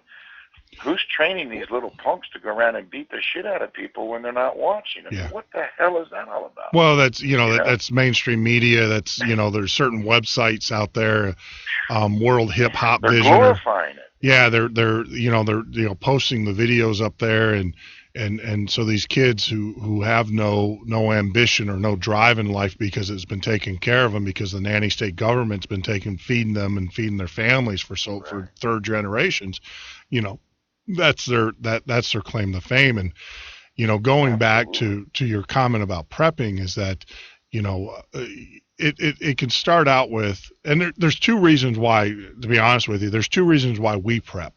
Number one, obviously, for the first reason is, when the bubble pops, and we're right outside of Chicago, so you're going to have, and Chicago, by the way, is on that list for bankruptcy. I love Chicago, man. It's one of my favorite. It's a great. It's a the village, Yep. You got music. Anyway. But I'll tell you, but Chicago, you don't want to be there in the middle of a crisis. Oh, exactly. So that's the first thing. The second thing is the cost of food is just going through the roof. So when you have extra, it is good economical sense.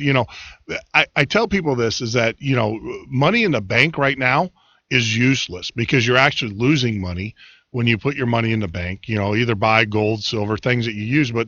And so what we did is that Sandy and I have turned around and said, look, you put money in the bank. Everybody should have a little extra money for a rainy day. I'm not saying, go out. But instead of that extra money, what are you going to do with that extra money anyways? Well, you're going to buy food, you're going to buy gas, you're going to buy certain things. So why don't you go ahead and buy that now and go ahead and have it? And that's what we do. Let me add something to that. Let me say I'm your neighbor, and let's say I bought, 60 years worth of water, and you bought 60 years worth of tuna fish. I don't know. Do you see how that creates a small community? Because I've got the water, you've got the tuna fish. In other words, you don't want a piece of gold for a can of tuna fish or a dollar bill for a can of tuna fish. Water is going to be more valuable. Yeah, water and food is going to be more valuable. Exactly. So let me give you a little inside secret on gold and silver. Is that economies do recover. They do. Those individuals, when Russia went under, that bought gold and silver, are now the billionaires in Russia. They didn't use it during the time in which the ruble was depressed. What they did is when they came out of their, and they still have issues, but when they came out of it, that's where if you can buy it cheap and sell it high. I mean that's fundamental economics 101. But you're right. I mean, you're not gonna. If I have to feed my family, you're not going to be able to buy tuna fish with silver. You're just not going to be able, you're going to have something else tangible, i.e. liquor or gas. Here's another interesting fact, and you don't know the answer, and I certainly don't know the answer, but here's the question. Where is all this gold that we supposedly have in this country? Well, when Nixon put the kibosh on that, I mean, our government it's hidden somewhere. We have no idea where our national treasure is at. Well, do you? Well, I don't know because I haven't seen it, but I can only defer to individuals who are close. That basically that the gold at Fort Knox. Well, I can tell you this: Germany, because apparently our Federal Reserve, we kept the gold for Germany, and they have gold invested in the United States. Germany came over here and said they wanted to see their gold. They wanted to audit and see their gold. And this, you can look this up. So this is not me, speculating. This is not some conspiracy theory. Germany came over and wanted to see their gold. Our government, our Fed, showed them a gold bar and said, "There's your gold." And they were like, "Well, wait a minute. We got other gold." And they said, "Well, you're not going to see the other gold. This is your gold." Anyway, very well documented. Is that if you took all the citizens in this country and the gold that they might have in their possession and stuck it in a pile, it's probably going to be a pretty big pile, but it's not. It's certainly not the pile that this country, as a nation, as a republic, which is supposedly what our monetary system was based on at one point. Where is that gold? And we should be asking that questions. And when I'm president, I will find out the answer, and I will invite the public in to see it because I think that's important. The confidence in this country is gone. Going back to the food thing, and maybe the listeners don't know this, but when I was in the service, one of my many duties, and one of my privileged duties was I was a food inspector. Okay, so we had these meals, with meals ready to eat, the MREs, which is basically what some of these survivalists and prepper type things are selling, and this stuff is pretty darn good. So don't think that just because you can't go down to Walmart or Publix or whatever grocery store you use and buy this, that, and the other. These things can keep you alive for extended periods of times, and they last forever. So, picking up 3 or 6 or 9 months worth of, meals ready to eat and having it somewhere where you can get to it readily available, take with you, whatever, it's just good common sense. So.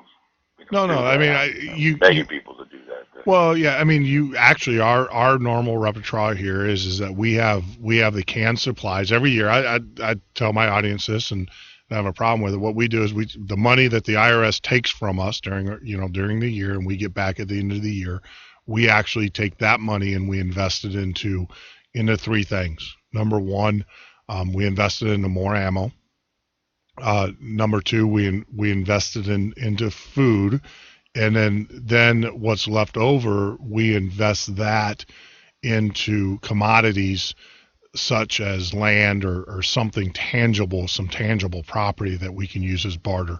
And we do that every year. And we've done that, for the last 2 years now since we've woken up here. But part of our food purchase now, typically what I do with my food purchase is that will be, we usually buy a year's worth of food, for the family. And that would consist of, part of that are MREs. You have to diversify, because I can tell you, storing this food, there's a lot of space that you have to. And we're to the point now to where we're looking at, I think we talked about this on our first show. We're looking at a motor home or a Class A motor home, because we want to travel the country as well, but we also want to have, storage. And then now I'm looking at why don't we, storage areas throughout the United States. To listeners, and like I said, most of our listeners are pretty much on the ball, because they're smart people. It's we're coming up on a time, and most of these products are made in the USA, which is a good thing. They're all made in the USA, and if not all of them. Well, I will tell you. What I'm going to suggest is that people take their money that they were going to buy, something foolish for somebody for Christmas. Buy them 3 months supply of, absolutely, survival food. Why not do that? Absolutely. I mean, it's really funny, because I have, believe it or not, I'm the black sheep of the family. My family does listen to the show, but they think I'm crazy. It's okay. It's all right. It's okay, because I'll still save their butt when it hits the fan. Well, I mean, officially we are crazy. We're terrorists. We're all kinds of bad things. I know, but you're right. I mean, the best gift is to give, to and I know that Sue's actually, and that's one of the things that we're talking to. She's actually putting together a year kit for us now but the other part of that is that I'm going to ask her to put together like a holiday special or whatever that we can give out. And do you think you could get that done by next week? Oh, I know. I think what you ought to do is put that on your website and say, what do you get a man that has everything? Yeah. Well, get him a year's supply of food or 3 months supply of food. It costs you $50, whatever it is. Yeah. But 2 years down the road, or 6 months down the road, or when Stone Anthony wins the popular election, and then the criminal electoral college comes in and says, no, we want Hillary, and they try to steal the election from us. Well, at that point, there's going to be some friction, and there's probably going to be some fallout. So we're going to need, we're going to need to eat. We're going to need to make sure that our troops are, fed, so that they can live to fight another day and not die from starvation. But so if she could get something like that and put it prominently right on your website, I'll even put it on mine, order it right here at the Midnight Patriot or her website or whatever. Give me a link that I can send out to 15,000 people and say, here, you want to buy somebody something for Christmas? Buy this. Yeah. No, actually, I know. And then, in other words, that's gonna, all these people were talking all this bullshit about, let's boycott Walmart, let's boycott JCPenney's and all this other stuff, which, if people want to shop on Thanksgiving, I think that's their right to do so. So I'm not saying that, but there was an incredible amount of people saying, I'm not buying anything ever again from Walmart. Okay. Well, this Christmas, when you go shopping, you don't have to leave your house. You can just go to the midnightpatriot.com and buy all your gifts right there. That's right. I'll tell you, and you're, you raise a really good point about this whole thing about, boycott and all this stuff. Look, what you do is your life, and it's not the government's place to come in. They're talking about, a good example of that is cell phones on airplanes. To be honest with you, it's not the government's place to restrict that. I know that they're asking for it. Now, I'll be the first one to tell you, as a guy who flies on airplanes quite a bit or used to in his old profession, there's nothing more freaking annoying than sitting next to someone who's talking all the time. And I can only imagine what it's going to be like when you're on an airplane. I used to ride the train into Chicago, so I do kind of know what it's going to be like. But it's not the government. I'm a firm believer. It's not the government's place to pass those regulations. Now, if you were an airline, and you were smart, after the government said, look, we're not going to do this, we're not going to pass this regulation, people can use it, but the airlines can always say, you can't use them on our airline. And they have the right to do that. And those are the ones, and those are the airplanes that I will be flying. Well, I don't fly on airplanes anymore because I refuse to get patted down as a civilian. But my point is that that's a private corporation. Yep. They have policies, and whatever their reasons for their policies, it's their policies. But I don't want to go too far down that path. But yes, as far as boycotting and things like that, I'm not that's your choice. For a boycott. I'm just simply saying, buy American products. Yeah. Let's, it's Christmas time. Let's put $50 million worth of, funds in American companies. Yep. That are American companies. I mean, Sue is definitely an American company. Yep. What's the name of the company? It's Mountain View Off-Grid Living.com. So Mountain View Off-Grid Living. I'm sure there's a website out there. That's it. It's Mountain View Off-Grid-Living.com. Insulated socks. I'm sure she has all kinds of stuff on there. Yeah.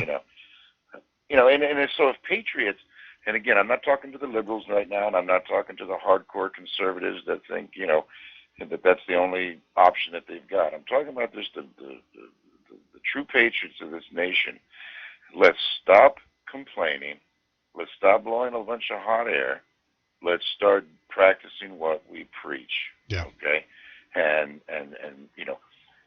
just stop the madness. Let's begin to organize. Let's begin to come together. Listen to this show every night during the week. I mean, you don't even have to listen to the whole thing. Just have it playing in the background. You can surf Facebook. Okay, you can surf Facebook while this is playing in the background. It's not that intrusive, but even if you come away with just one little tidbit, a little bit of knowledge about what's actually happening around you because you're not paying attention, you're going to be the better for it. Yeah. Yeah. And the other topic I wanted to talk about tonight, Jeff, and it's kind of a serious, but it's important, and I wanted to get your insight on it. I wanted to get your participation and your insight in the topic. Stone, I want to stop you because one of the things that you did tell me that we are trying to do is wrap up the conversation. So we talked about here. Now I do want to mention something about Detroit. And their bankruptcy. The damning part about that Detroit bankruptcy, and a lot of Americans, a lot of mainstream, granted they're bankrupt, all right, we get that. There's about 16 other major metropolitan cities that are on the cusp. And I will tell you, out of that list of 16, Detroit is about financially based, is about number 8. They're right in the middle. So there's other cities that are actually in more dire. And I think that a lot of those cities held off to see what the filings would look like. But the part that most Americans do not know is 3 days prior, and we've got to get this message out. 3 days prior to Detroit filing for their bankruptcy, they actually, the banks.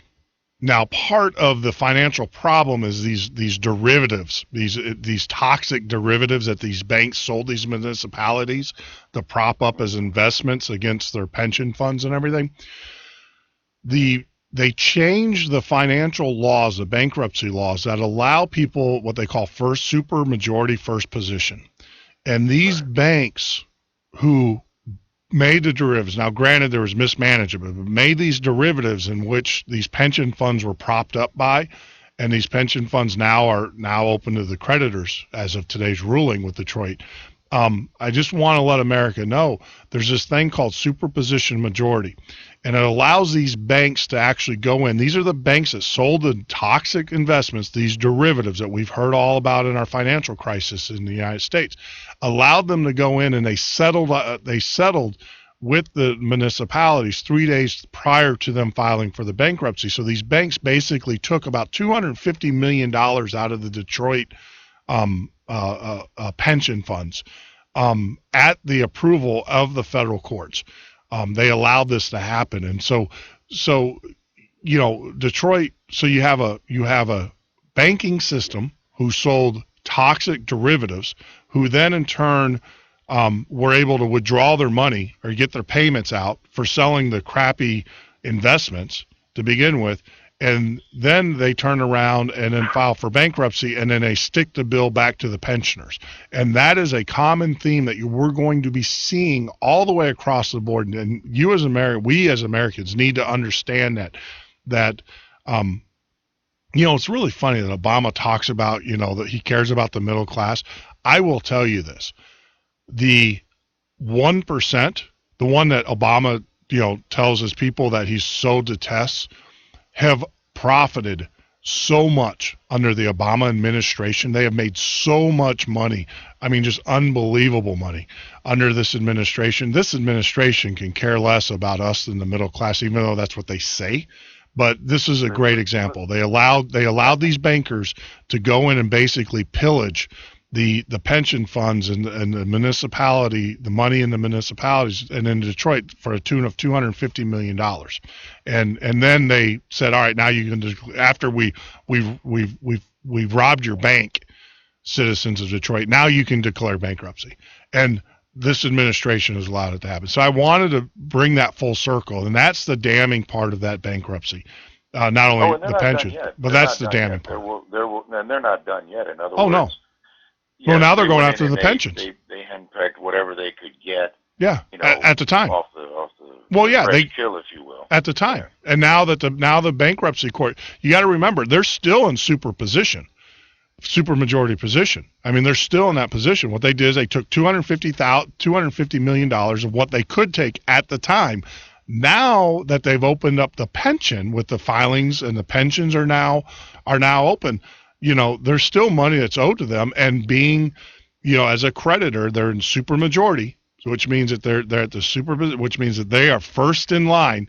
They're in front of payroll. They're in front of. Okay. So I just. Over the last 5, 10, 15 years, Yep. there was 1,800,000 citizens of the city of Detroit. Yeah. Okay. 1 million of them have moved away. Yes. 1 million of them have moved away. They were probably some sort of a pension is tied to the city. So now they're living somewhere else. So we've got 800,000 people living in Detroit right now. Okay. Yep. And those 800,000 people they're going to get screwed. Oh, okay. No doubt. And the banks are going to get theirs first, and Yep. the unions, that are up there doing their thing, they're gonna fight for what they can get. But they're talking about pennies on the dollar here. Yes. To settle this stuff out, and that's that's going to hurt a lot of people, man. I mean, imagine being 60 years old. You're getting a little, $25,000, $30,000 a year pension, and now all of a sudden it's only going to be worth about $2,500 a year. Yeah. What are you going to do? Yep. Oh, I know. Well, I'll tell you what's going to happen is the rest of America, because remember the rest of America's been asleep and they don't really care about Detroit. Mm-hmm. Well, guess what? You're now going to be paying to care for these, Yep. folks that have found themselves getting screwed once again by not only their local government, but their state government, and it's certainly from their federal government. Yep. And how is it that the banks can get $250 million? Now watch what happens. There's not going to be $250 million offered to the 800,000 people that live in Detroit. No, and they've already taken it out. The banks have already got it. They're. Well, I mean, let me throw one more tidbit in there. But Yep. yet, 3 weeks ago, we sent how much money did we send to Egypt? Oh, yeah. Okay. No, I mean, got you. couldn't we have just not done that and just sent it to Detroit? Yeah.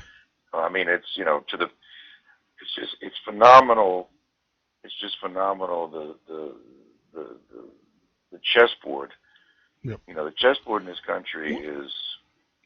But there is no end game. But there is an end game. The problem is that, and this is what we're trying to strike. We're trying to wake people up and understand and let them know there is an end game. Those 800,000 people that are left in Detroit, and now they're going to get their substance from the federal government, right? And the rest of us taxpayers, but they're not going to view it as taxpayers. The fellow Americans have chipped in to bail them out. Maybe we need to make up shirts to kind of something to remind them of that it's the American people and the taxpayers that do it, not the government.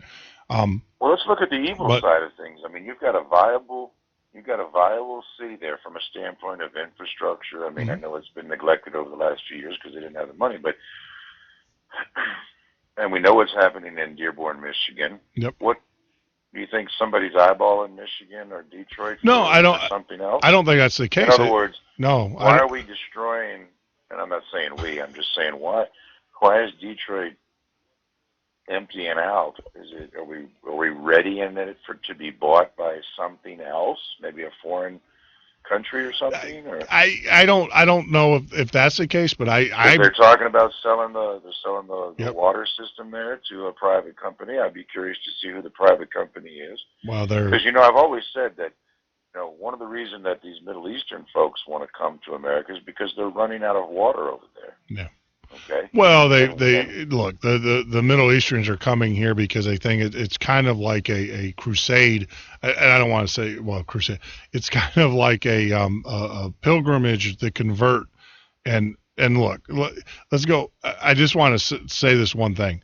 It's like Obamacare. It's like any other government program, any kind of government, handout that they're doing.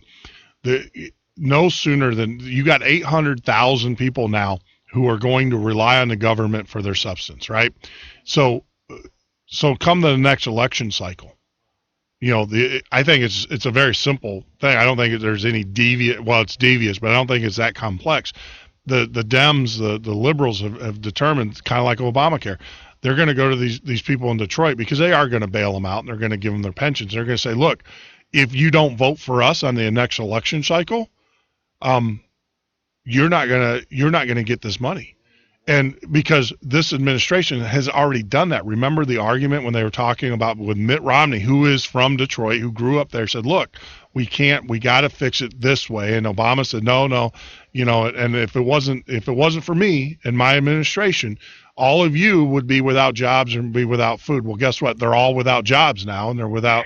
And so the reality of it, I think it's a very simple takeover, and once again, it is using taxpayer money to buy votes, be it amnesty. It's all about and look, and this goes back to I think the play here is this: Obama was put in the office by the powers that be, by the puppet masters.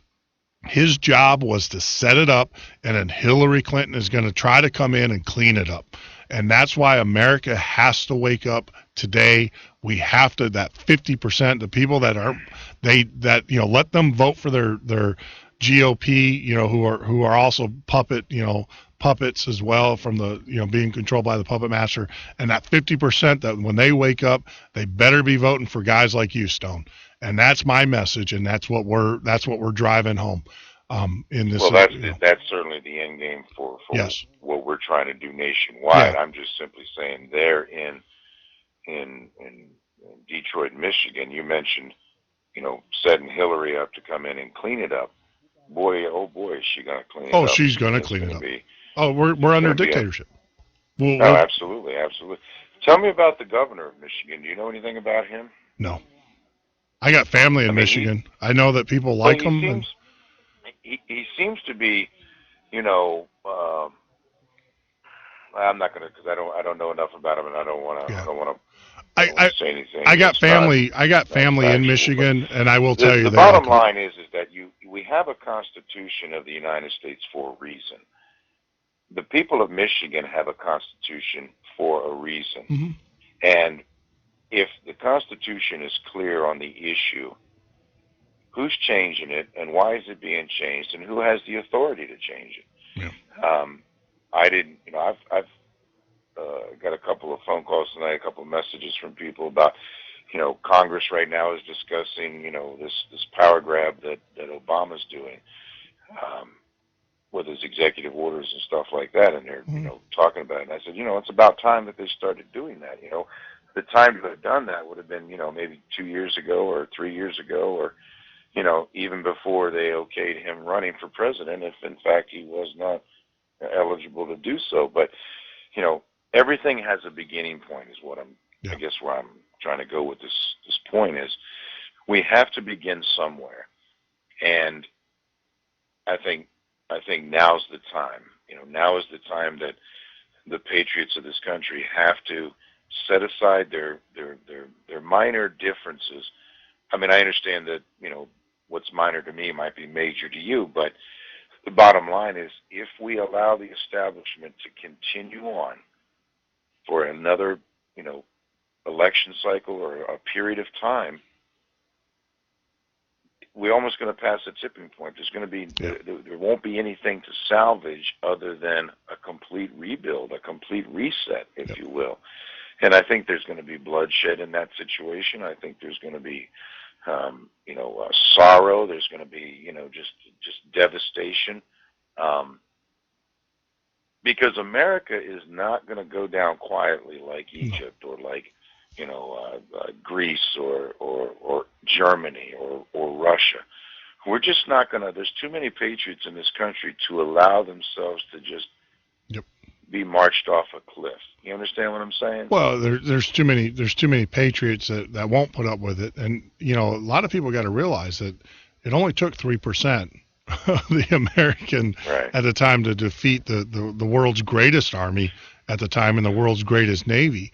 Now, granted, nowhere near comparison. When you have an ocean that separates you from, quote unquote, the heart of your enemy, that's different. Yeah. My brother, we don't have an ocean that's separating us from our enemy right now. But I truly believe, and that's why you have a purging, and we've actually been tallying up. This administration, of course, we've got the 12 high-ranking flag officers in general, but we've actually calculated up. We've got a list, and I've been putting it together in a spreadsheet, and we're going to get it out there. This administration has actually terminated over 300 officers in all the branches. Not only the high-ranking flag officers and generals at the Pentagon, but they've actually terminated over 300 other officers. So there's this administration obviously has concern over the ability of the military to affect their policies against the American citizens. And I think that a lot of people are, yes, you cannot go against the United States military. I'll flat out tell you, they drop one bomb, you're gone. But I will tell you this, I don't think American soldiers are going to, there will be some. There's always knuckleheads, right? There will be some. Right. But I think the gist of it is that most American soldiers would never do it. All the soldiers I know of would not follow that order. And I know a lot of soldiers. Not. So I don't think it's that dire. You mentioned the 300, they weren't all generals, some were captains, majors. Yeah, these are low-level officers. But let's remember now. Let's remember 4 years ago, this guy named Hassan in Fort Hood, Texas. Yeah. He didn't get rid of him, did he? Okay. And look what this guy did. Yeah. And look at and if people know my position on Fort Hood, I plan to right that wrong, because people need to understand that the victims and the families of that particular terrorist attack are getting shafted as we speak. Oh, yeah, I know. And I want to also talk about 9/11. I mean, that happened 12 years ago. Do you know something like 18% of the first responders are now dead? Yes. From health issues and things like that, with something like another 25 to 50% of them within the next 4 or 5 years are going to be dead. Yep. Because they're not getting the help that they need. They're not even getting the recognition that there's even something wrong with them. Yep. Yep. And you had, you had the director of FEMA and the director, as they were down there with their masks on, saying, "Oh, there's no problem." There's no problem. No, I'm a firm believer that we need to pay restitution to those individuals, those souls that went down there, and well, it's just no different than Vietnam. I mean, the recognition, the closure. Okay, there's truth in everything, and there's certainly, we know the difference between right and wrong. Our government right now, this monstrosity is not demonstrating that they have the ability to see what's right for the American people and what's wrong for them. And we're going to fix that. The patriots of this country are going to unite. I guarantee it. I guarantee it. And they're going to take back their country, and they're going to do it peacefully. And it's going to be a good day when we wake up and smell freedom and liberty again. I mean, that's got to be the aspirations of all patriots. Yep. And I mean, have you noticed I don't even use the word citizen anymore, because citizens like welfare. It's become it's been batted around like, oh, the American citizens are fantastic. The American citizens are asleep right now, and the ones that are talking about, oh, Hillary's our salvation, or Chris Christie, he's got a great way about him. I don't give a shit. Okay, this country needs somebody to stand up and to lead this country back to where it needs to be to make it great again. Yes. And I think that I have a plan to make that happen. Yeah. And so, here I am. I'm in campaign mode again. I'm trying and that's fine. If I reach one or two people, but we'll reach a lot more than one or two. We can no longer do what we're doing, because we're going to lose our sovereignty. Well, here's a travesty that American people need to realize. I can go to, well, I can't, because I'm a white male. But if I was of a certain different demographic and certain gender, I can go down to a welfare office, and within 15 days, get medical care, get food, get housing is a little bit longer than that. But that I can do that. The travesty that in that whole system is, if I'm a veteran and I fought for this country and I went to war on the command of my commander-in-chief, the orders of my commander-in-chief and my officers, I went to war. I come back. It takes on average 354 days. 354 days for those individuals. You're speaking to a guy who has intimate knowledge of it. Exactly. So I applied for my benefits 25 years ago, but this latest debacle with the Veterans Administration, I applied for it in June of 2011. It wasn't until April of 2012 that I got my first letter that basically said, we're working on it. Okay. That's almost 10 months later. Yeah. And then it took them another 6 months to 7 months to come to a decision. Something weird happened in between there, and which was, about the fire and everything like that. But they had given me something that was retroactive, and I could have used it at the time. But then once they made the decision on my rating and everything like that, it didn't include that. In other words, imagine your face being on fire, Jeff. Yeah. And you realizing it, and just instinctively you cringe your teeth down. Okay. Yeah. Can you visualize that? Oh yeah. Like ooh, and you kind of like bite your teeth. Tell the audience. No. I want okay. Just imagine that. I'm with you. Now imagine if you had 3 fillings in your head, in your teeth, mm-hmm. and then as soon as you bit down so hard that you spit out 3 fillings. I mean, that's how much pain I was in. Mm-hmm. Okay. So obviously I needed those fillings put back in at some point, right? Yep. Well, they told me they would do that. Let's just say it was in the month of October of 2011. Well, I didn't get my rating until August, September of the next year, because the VA only does dental work at 100%. So they rated me at 100% for the month of October 2011, but didn't tell me about it until August or September of 2012. Now, in the meantime, I've had 2 teeth pulled out of my head at my own expense. Okay. Yeah. So, as far as the Veterans Administration, and we've said it before, if America wants to know what socialized medicine looks like, just take a look at the Veterans Administration, and that's what you're going to get. And it's not pleasant. No, but yes, you're correct. I can go down to, if I were the correct, recipient qualifications, I could have probably gotten everything that I needed within 30 days for certain. Yeah. Oh, absolutely. And that's bullshit. And we need to recognize that, and people need to get their heads out of the sand, and they need to basically stand up right now and say, I'm no longer going to agree to this madness. No. There's a website out there, Jeff. I don't know if you're familiar with it or not. It's like Citizens Health Network or something like that. Anyway, they've got a thing going on, and they've gotten some legal stuff in there, but you can opt out of the healthcare.org legally. Mm-hmm.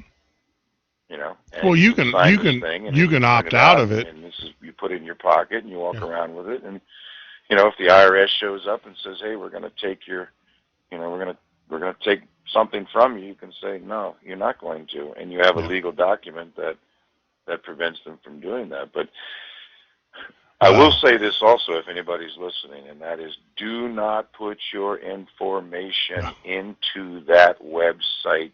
Period. Yeah, exactly.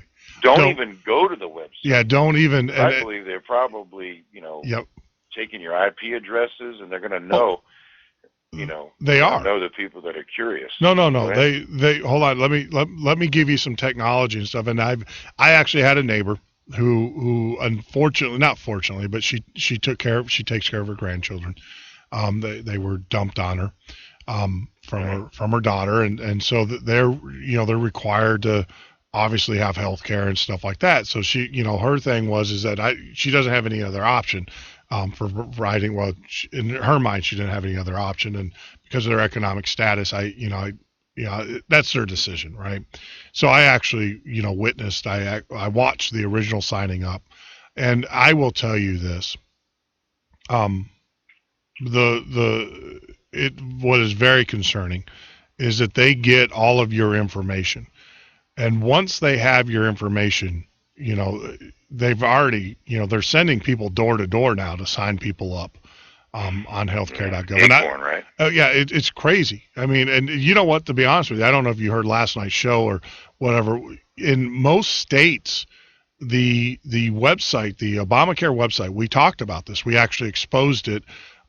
It's illegal by most states. You cannot sell insurance in most states unless you divulge the benefits. You know, so if you want to buy insurance, if a door-to-door salesman comes to your door and they say, "Look, buy our insurance, life insurance or whatever it is," they have to divulge to you what you're getting for your payment or your premium. That's law. That's state law. If you go to the that should scare the shit out of people. But what should scare them even more is the guy knocking on your door. We don't even know who he is. Exactly. But the reality he could be of a criminal. And they've already proven that most of not most, but some of the navigators that they've hired have been have been convicted of fraud. We have them on videotape where they're talking or advising people how to commit fraud.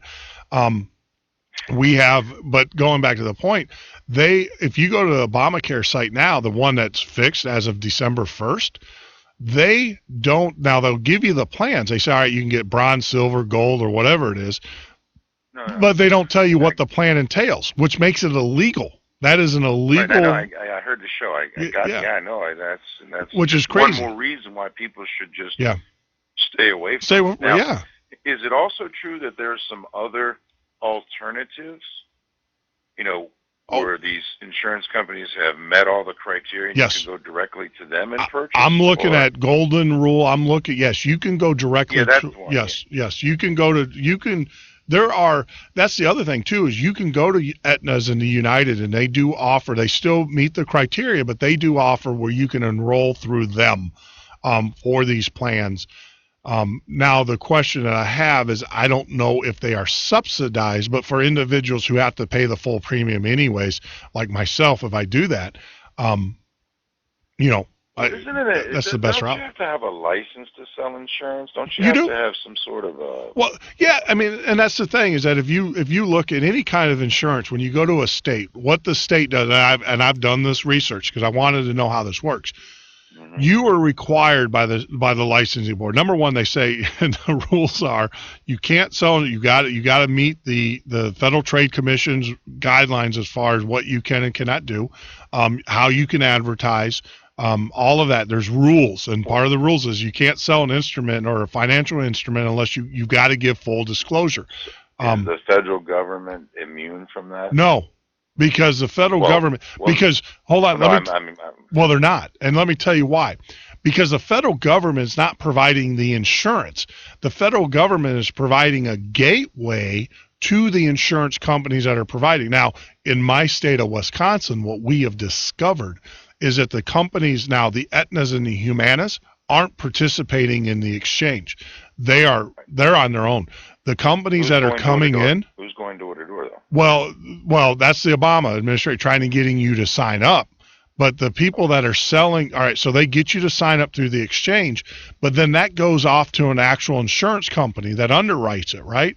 Well, the problem is that they're, number one, you don't know what you're getting. Number two, you don't even know who the insurance company actually is, so you can't do the research on them.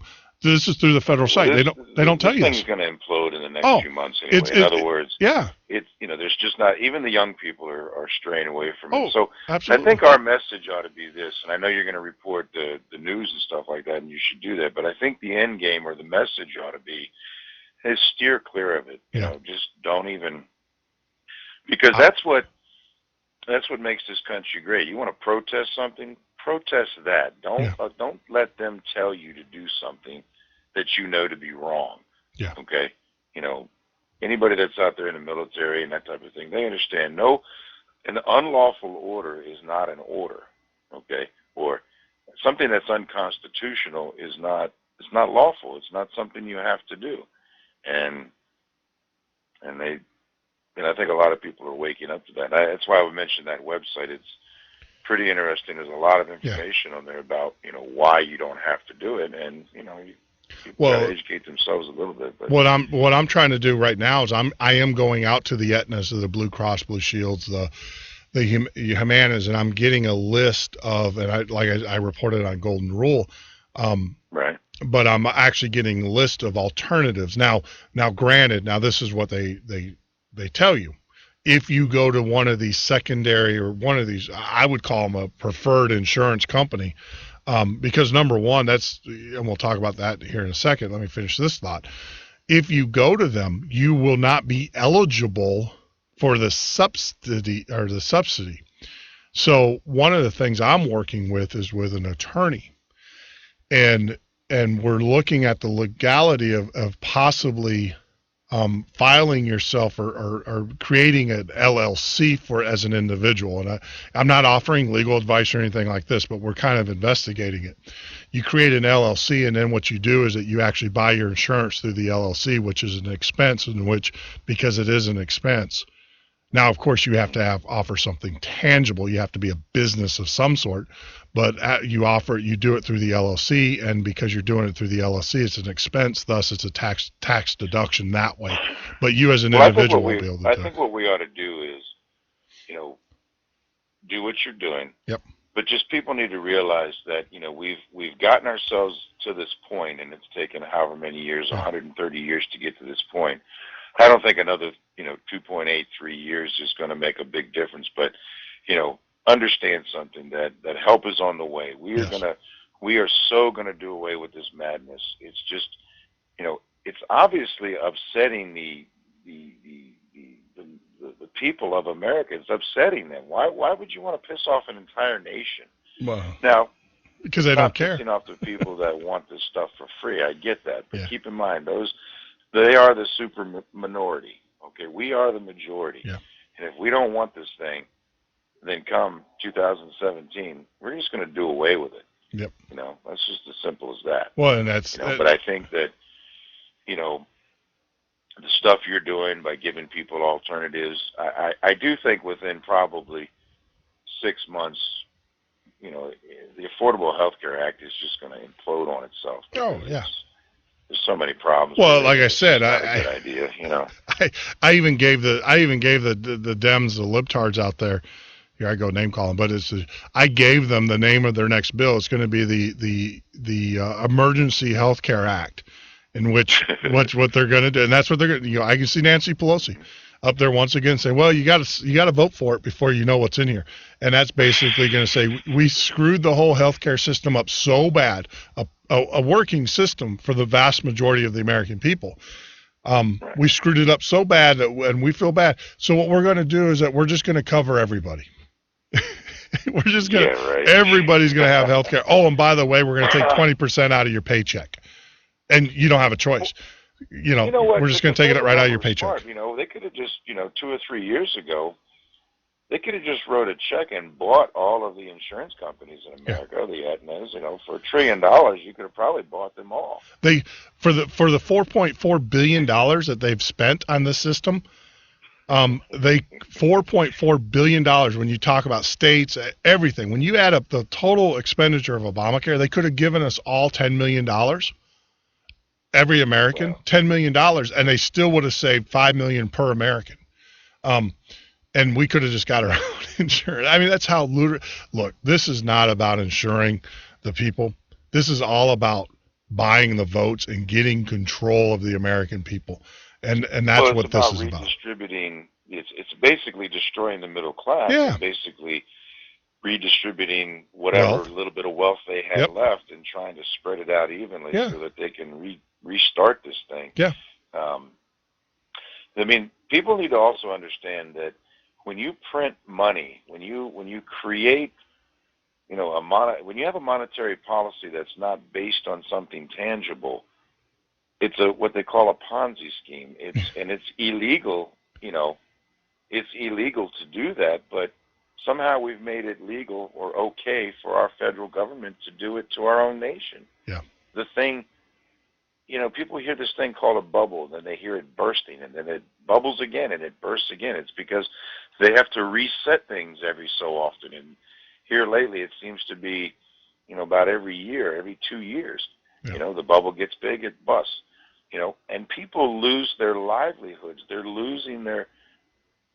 How is it that somebody can work for 40 years of their life, and at the end of that 40 years, and I'm saying when they started when they were 18 or 20, now they're 60, 62, and they're penniless. Yeah.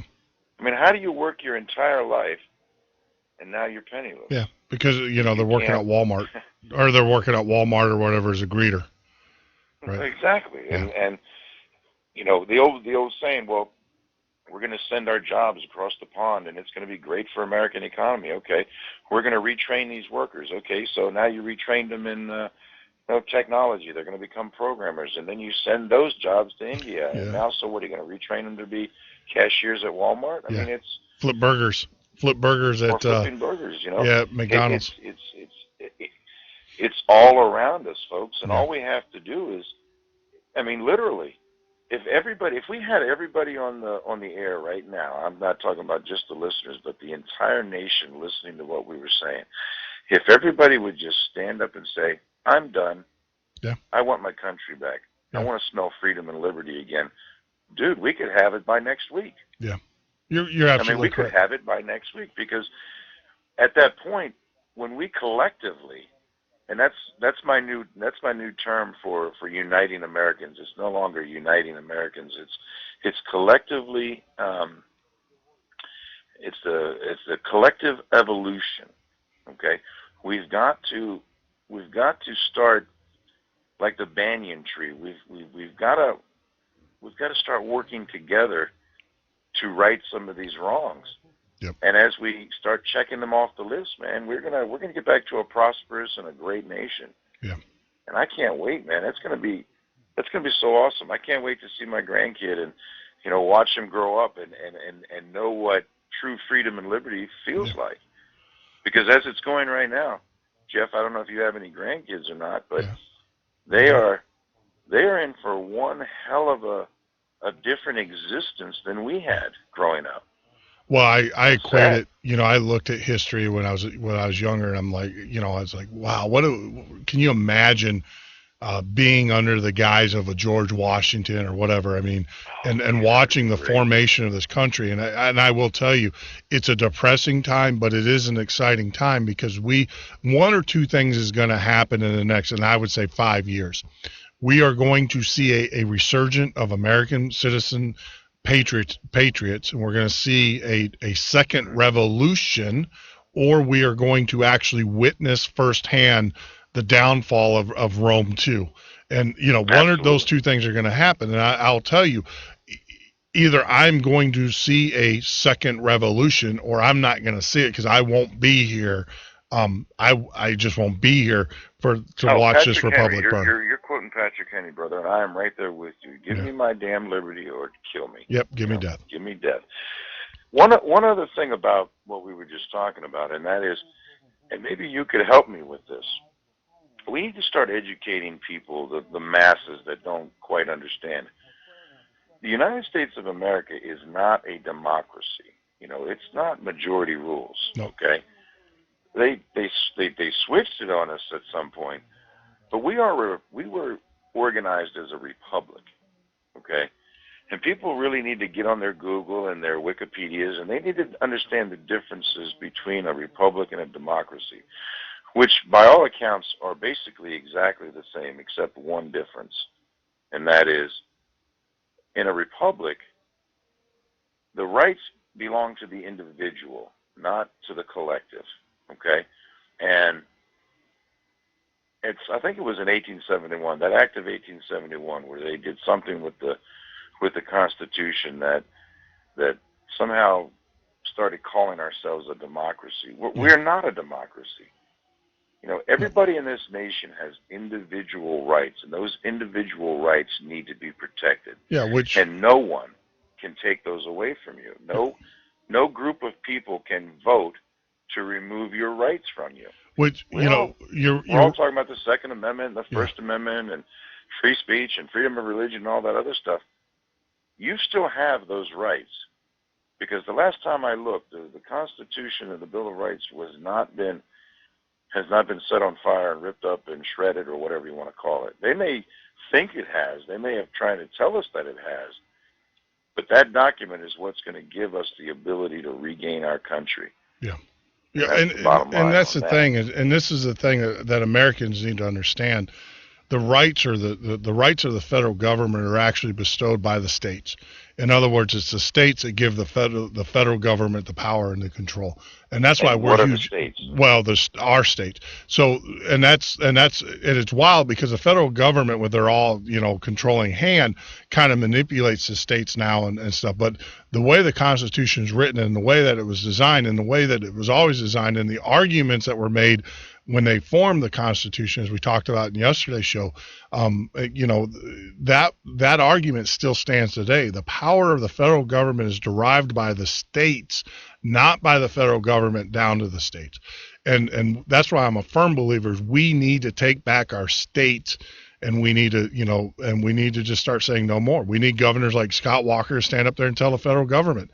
A lot of people don't know this. We reported on it. When the federal government shut down the monuments in the states and ordered them closed, our governor, Scott Walker, said absolutely not. These belong to the people, and we're not following your orders. We will keep these monuments open. These belong to the people, and that's the way it is. And now he's fighting Common Core. A bunch of my two-wheel buddies, Eric Zern, Steve Zentmeyer, Ricky Goad. Yeah. I mean, these are patriotic citizens of the great country, great state of Maryland and Virginia. And we went down to D.C. and we cut us some cables, and we made sure that our heroes from World War II were able to, see their monument, not the federal government's monument, but their monument. So it's funny you mention that, because I've always said all along the 10th Amendment is going to be one of our saving graces. Yep. Now, the 10th Amendment is going to require the governors of these states to grow a set, to be strong. Yeah.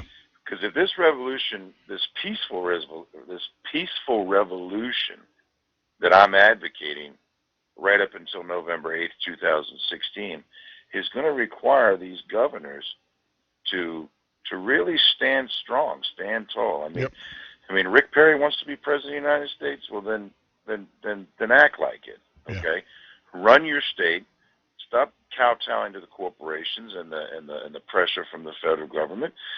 You are a sovereign state. You're correct. The only thing I think you're correct in everything you said, but I think one of the problems is that we, the people, okay, the states are comprised of people, and the people elect their representatives, okay?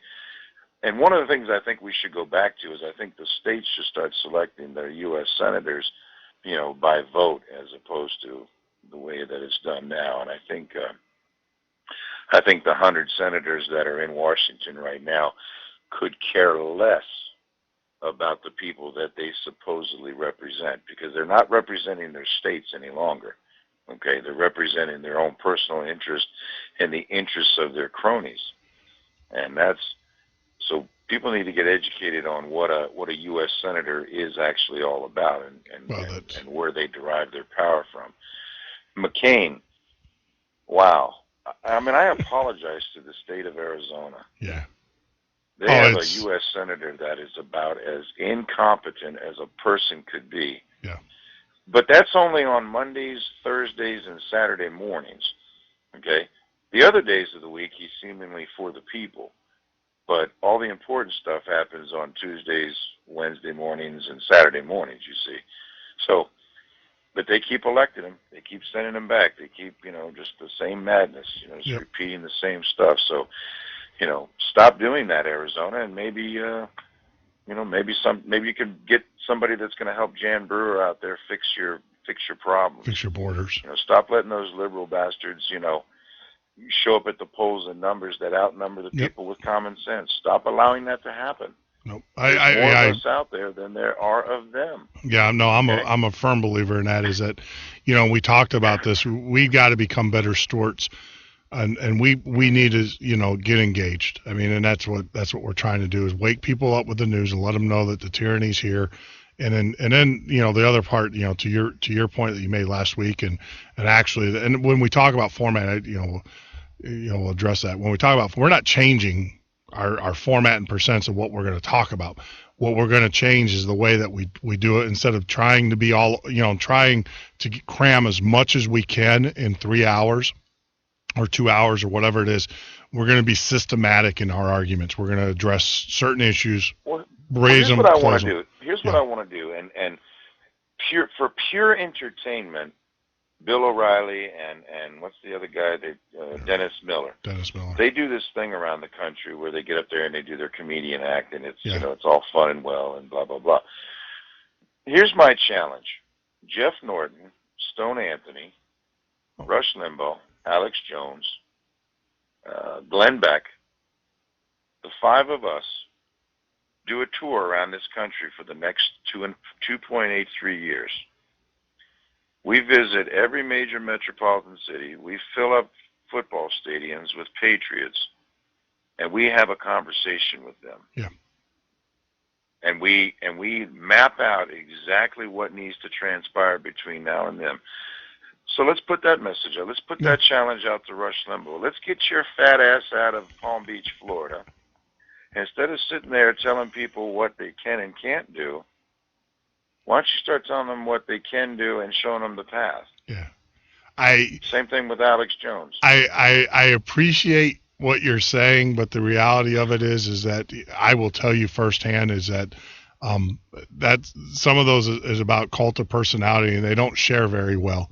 But I do have a list of broadcasters that I do know that we can travel. Well, but the flavor of what I'm trying to say here is that if we as patriot people that are trying to lead this nation to something greater than where we're headed, we've got to be able to share what it is that we know and our abilities, because let's face it, no one individual is going to correct all the ills of this country. It's going to have to be a collective. That's that collective evolution that I'm talking about.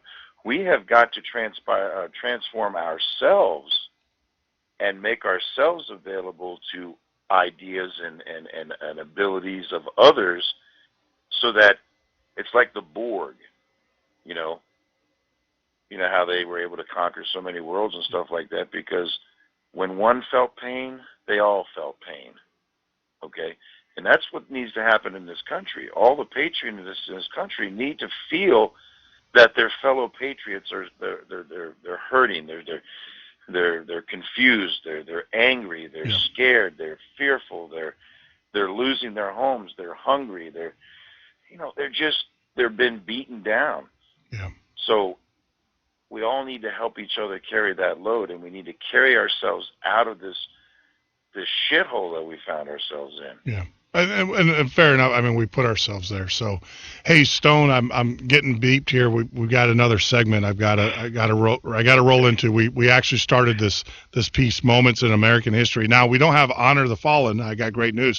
We don't have anybody, for the month of December. So yeah, I heard that. That's great. That is outstanding news. Hopefully we'll keep it that way.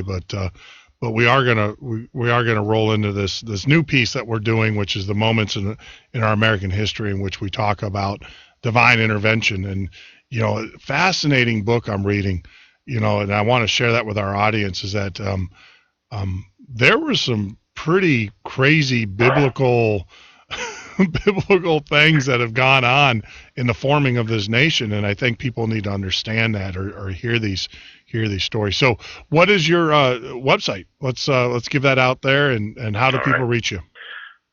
Well, it's my name. It's StoneAnthony2016.com. So that's www.stoneanthony2016.com. And I've got a petition on the site. It's a ballot access petition where we're trying to get 1 million signatures to give myself and others that are going to be running across this country the ability to get on the ballot.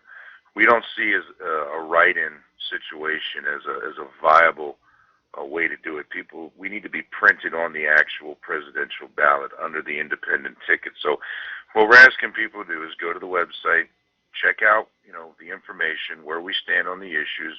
Again, we may disagree on some of them, but the bottom line here is I'm not asking for your vote at this particular moment. I'm asking for you to help a patriot get into the process so that I can participate, so that I can debate Hillary Clinton and Chris Christie and these other folks that we know are,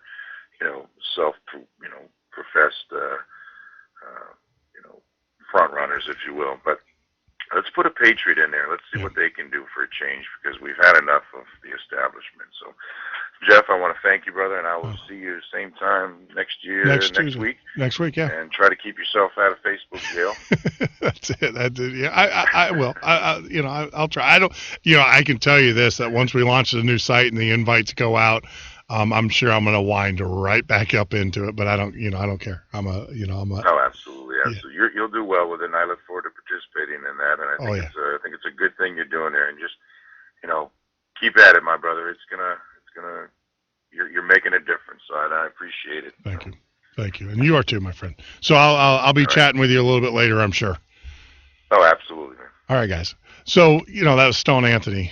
Go out, seriously, go out to his website. I mean, we talk about a lot of deep things. I mean, I enjoy the conversation. And that's what the Midnight Patriot radio show and podcast is all about, is that, we can have these types of conversations. Don't think that you have to be running for a presidential campaign or whatever. I mean, this is, we've said, and that's part of the format change that we're doing, is that we're trying to accommodate more users and more callers. Now, I will tell you, we did get our phone lines in.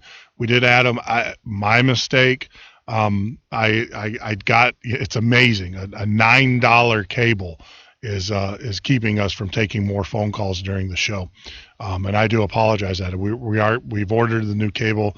It's not something that you can buy in a store. It has to be actually made. But we are spinning that up. Great news, as we talked about earlier on the show. Our Facebook Patriot page is going to be rolling out, starting out tomorrow. We're going to have some beta users. We're rolling them out through the CDNs to get them out there broadcast over multiple servers throughout the United States. It's actually going to be in 9 separate locations in the United States, and then, of course, then we'll expand there and everything. So, exciting times here at the Midnight Patriot. But the other part of it too is that we are going to be partnering up with other broadcast entities. So we are building a 24/7 network of Patriots, and we'll have that news as it's coming out, and you knew it was coming. We knew it was coming. And then, of course, who knows? We might get on terrestrial. We are working with iHeartRadio. Believe it or not, I got a notice from iHeart. I got, most people get denied because we got denied. And believe it or not, the reason why we got denied, and it is my fault. You got to admit when you make a mistake, and it is clearly my fault. I was not updating the descriptions of the shows and putting those in. iHeart wants to see that, so we're in the process of taking all the shows that we've done to this part, adding the descriptions and bringing them up, I guess, for searchability. I don't know. But that was why they denied us. Not because of the listenership, not because of content. They like what we're doing and everything. It's just because of that formality of not putting the descriptions there. And we're going to get that remedy, and then, of course, we're going to relaunch with that. But a new feature, we started this last night, and I think it's very important. As I go through and do my research, I'm starting to see a hand of God or some divine intervention and everything. And so I started to do some research in the American history. And actually, as I was sitting down with lunch with Joe and his wife for brunch, his family and stuff, we talked briefly about this.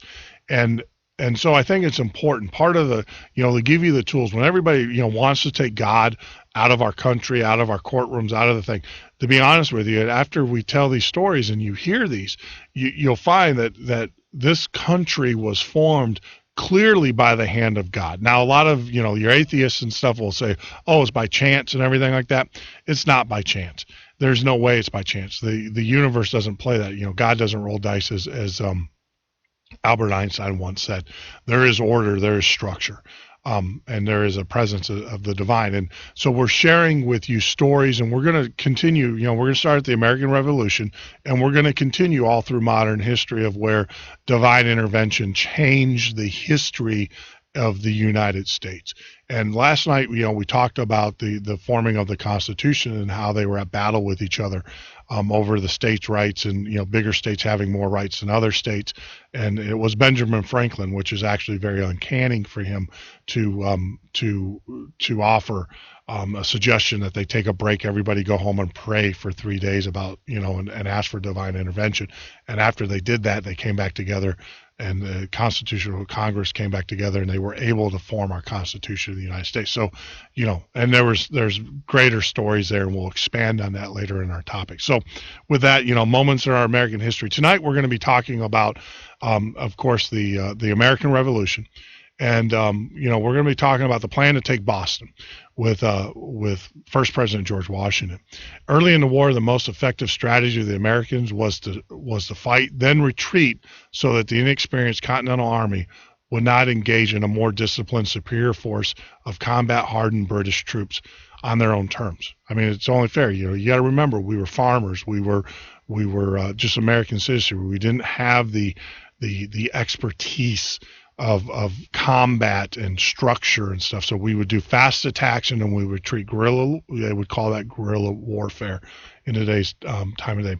As General George Washington struggled to understand fully and apply this concept so as to give his army experience and keep them out of the enemy's hands, Providence acted as their rear guard.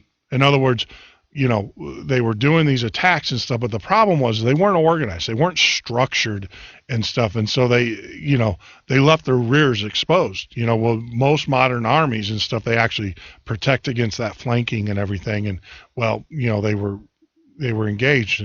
And so, what better protection than have the hand of God. And I think George Washington felt this.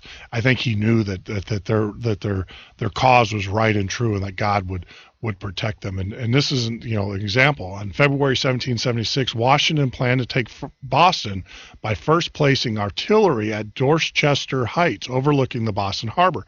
He hoped to draw the British forces into a battle over Dorchester Heights, diverting their attention while he landed his army in Boston by the way of the River Charles. The plan was ill-advised at best.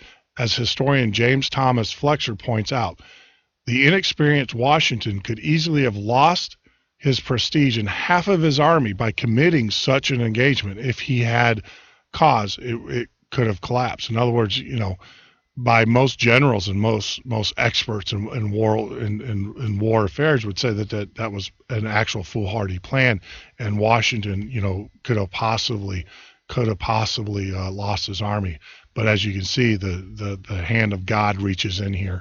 And as we continue on the story, on the night of 4th of March, 1776, Washington's men placed prefabricated fortifications on Dorchester's Height. The next morning at daylight, the British commanders were astonished to see the gun emplacements that had been erected overnight. So in a matter of a night, they erected all of their positions, their fortifications, to the surprise of the British Army in the cover of darkness. The Americans continued to position their artillery on Dorchester's Height, and the British prepared to attack these positions by embarking their troops onto Castle Williams, a fortified island General William Howe would use as a staging area for the British attack. All was proceeding as Washington had hoped until what one Briton described as a wind more violent than ever he had ever heard descended into Boston. Even after the storm subsided, large waves prevented the amphibious British assault from Castle Williams. In other words, President Washington moved his troops, had them in position to attack, but he left his flank exposed.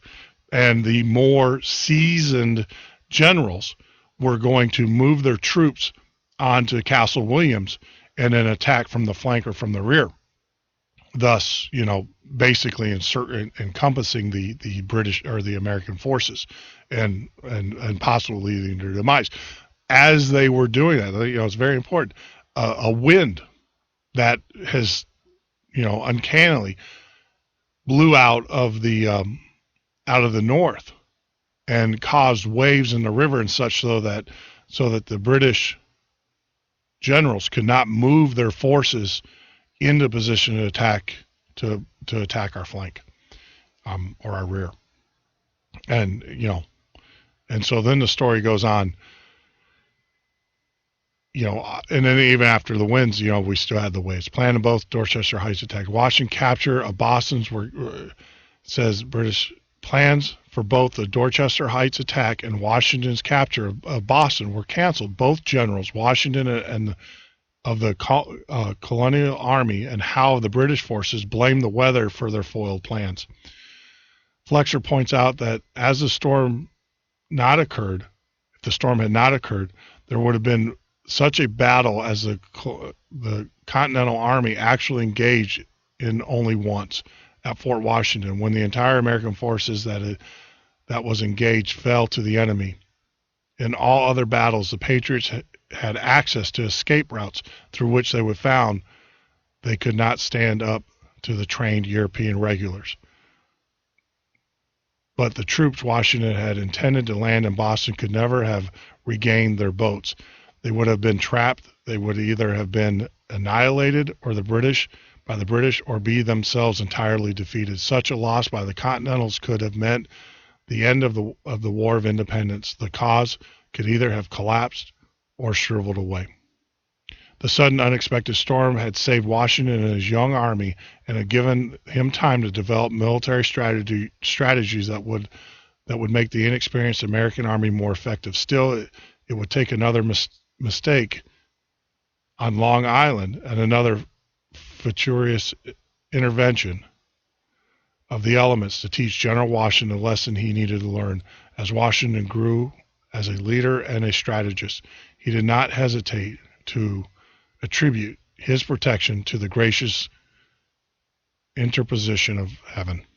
In other words, the taking of Boston. The Revolutionary War could have ended right there. But it was the hand of God that blew the winds in it, that protected Washington's army from being attacked from the rear, but also kept his soldiers from foolhardily moving into Boston, thus being trapped and being captured or being annihilated. So, and as we go on to the series, we're going to polish it up a little bit more and everything. But that's just another example of the divine intervention of our God in the American Revolution and also in our American history.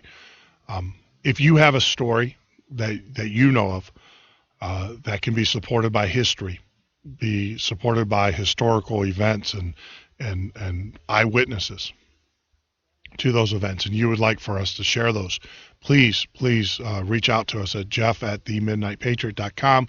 Let us know. Give us the link and we'll make sure that we get those on there. I think it's very important that we understand that there is a greater force, a greater God who compels us, who drives us, who keeps us going. And I'll be the first one to tell you, when I first did this show, or I first started out doing this show, I was scared. I didn't know what to expect. I didn't know what to do. And it is by the grace of God that we continue and we march on. We still make mistakes, no doubt about it. We still make mistakes, but I think we're getting better. And I think through his guidance and his direction, and also the direction, and, it's by the people that he puts in our path along the way. And that's what moves us, and that's what grows the show. And that's what, points us in the right, upright position. Our country is faced with vast obstacles. We are a minority. We are waking up, and we need divine intervention in our lives. Like I've said, we got to start with us as individuals. Then we got to fix our families. Then we got to go to the streets, and then we got to fix our communities. And part of that fix is, understand that there is a greater purpose. It's not all about making the most money. It's not all about having the nicest cars or the biggest house or the biggest TV or whatever it may be. Whatever, material objects that you put or you hold dear in your heart that keep you away from God's plan for you, and everything. So, it's time that you fix yourself.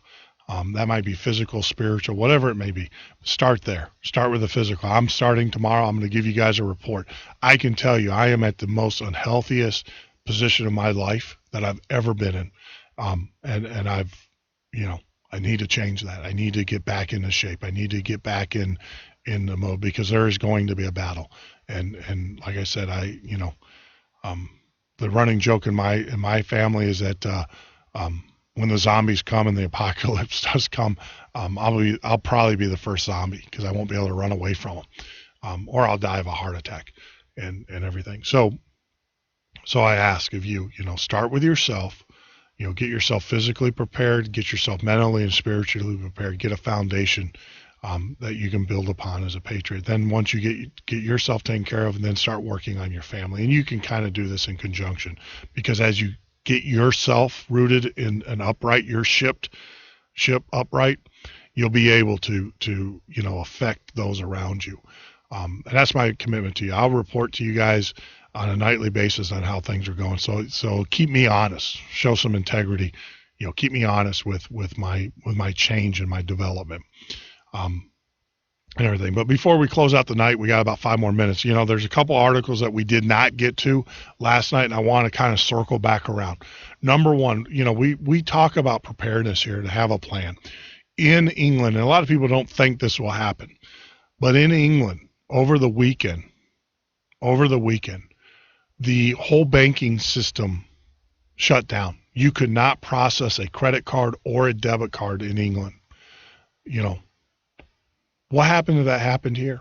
Now, a similar story, now it didn't go nationwide. You hear about different things, but a similar story that happened to me is I went to the gas station to get gas, and my debit card didn't work. Didn't know why. Luckily my bank was right across the street. Well, what happened is that my card got hacked, and there was transactions, and so the bank flipped the fraud protection on it. So luckily my bank was literally right across the street. So I was able to go across the street, but that instilled in my mind that we need to keep a certain amount of cash, or we need to have a backup plan. And that might be another debit card and you can get a debit card and put cash on it, by, if you want one that's not traceable, you can do that. We talk about this on the show, but the other part is you got to keep a certain amount of cash with you. And everything, because at any given time, that system can go down. The other thing too is the banks are actually, they're trying to mandate law to control how much you can withdraw from the bank at any given time. They've already, now Chase Manhattan has already told, or already sent letters out, that they are limiting the amount that a business, not an individual, but a business can withdraw at any given time, which is $50,000. That might seem a lot to you, but most businesses that might be, if they purchase inventory or stuff like that. So they're already starting to clamp down. And like I said, what eventually happens to the businesses will eventually happen to you, the consumer, you and I, the consumer. So it's only a matter of time. So my rule for you is find out what you have to live on for a week and get that actually in hard currency or hard coinage. Whatever floats your boat, but make sure you have it, because if it does go down, it's not making any money in the bank anyways. I mean, let's be truthful. So have that. And as we roll down the night, obviously we got Prepper Recon's going to be joining us on Thursday. Tomorrow we're going to have Jeff Hayes, Rise of the New World Order, author of Rise of the New World Order. He's going to be joining us in the second hour. We'll be sending out, don't feel upset if you don't get an invite from us tomorrow. We're only sending it out to select people to kind of help test the system. It doesn't mean that we don't like you. You're not our friends. But our new Facebook clone page will be launching tomorrow, and we'll be sending those out. We'll give you guys a status or a report on those first thing tomorrow. We didn't get to the gun control. Feinstein, as we wrap up the evening here, I just want to let you know Feinstein's back at it. She's always been back at it. She's asking for extended background checks. You had the governor of Virginia who's actually saying that he was elected that should solidify the fact that he was elected on the gun control vote. The fact of the matter is he was elected because the GOP turned its back on the candidate and the right candidate, and they actually intentionally. And then of course you had Democratic Party manipulation where they were backing the Tea Party to split the vote. They can spin it any way they want to. The other thing too is we did catch the president in another lie. We did talk about that. He said that he never knew his uncle, the one that's here illegally. Well, it came out today in federal records that he was. But that concludes our night. I just want to say God bless you. God keep you. Until we talk again, it's been my pleasure, and good night.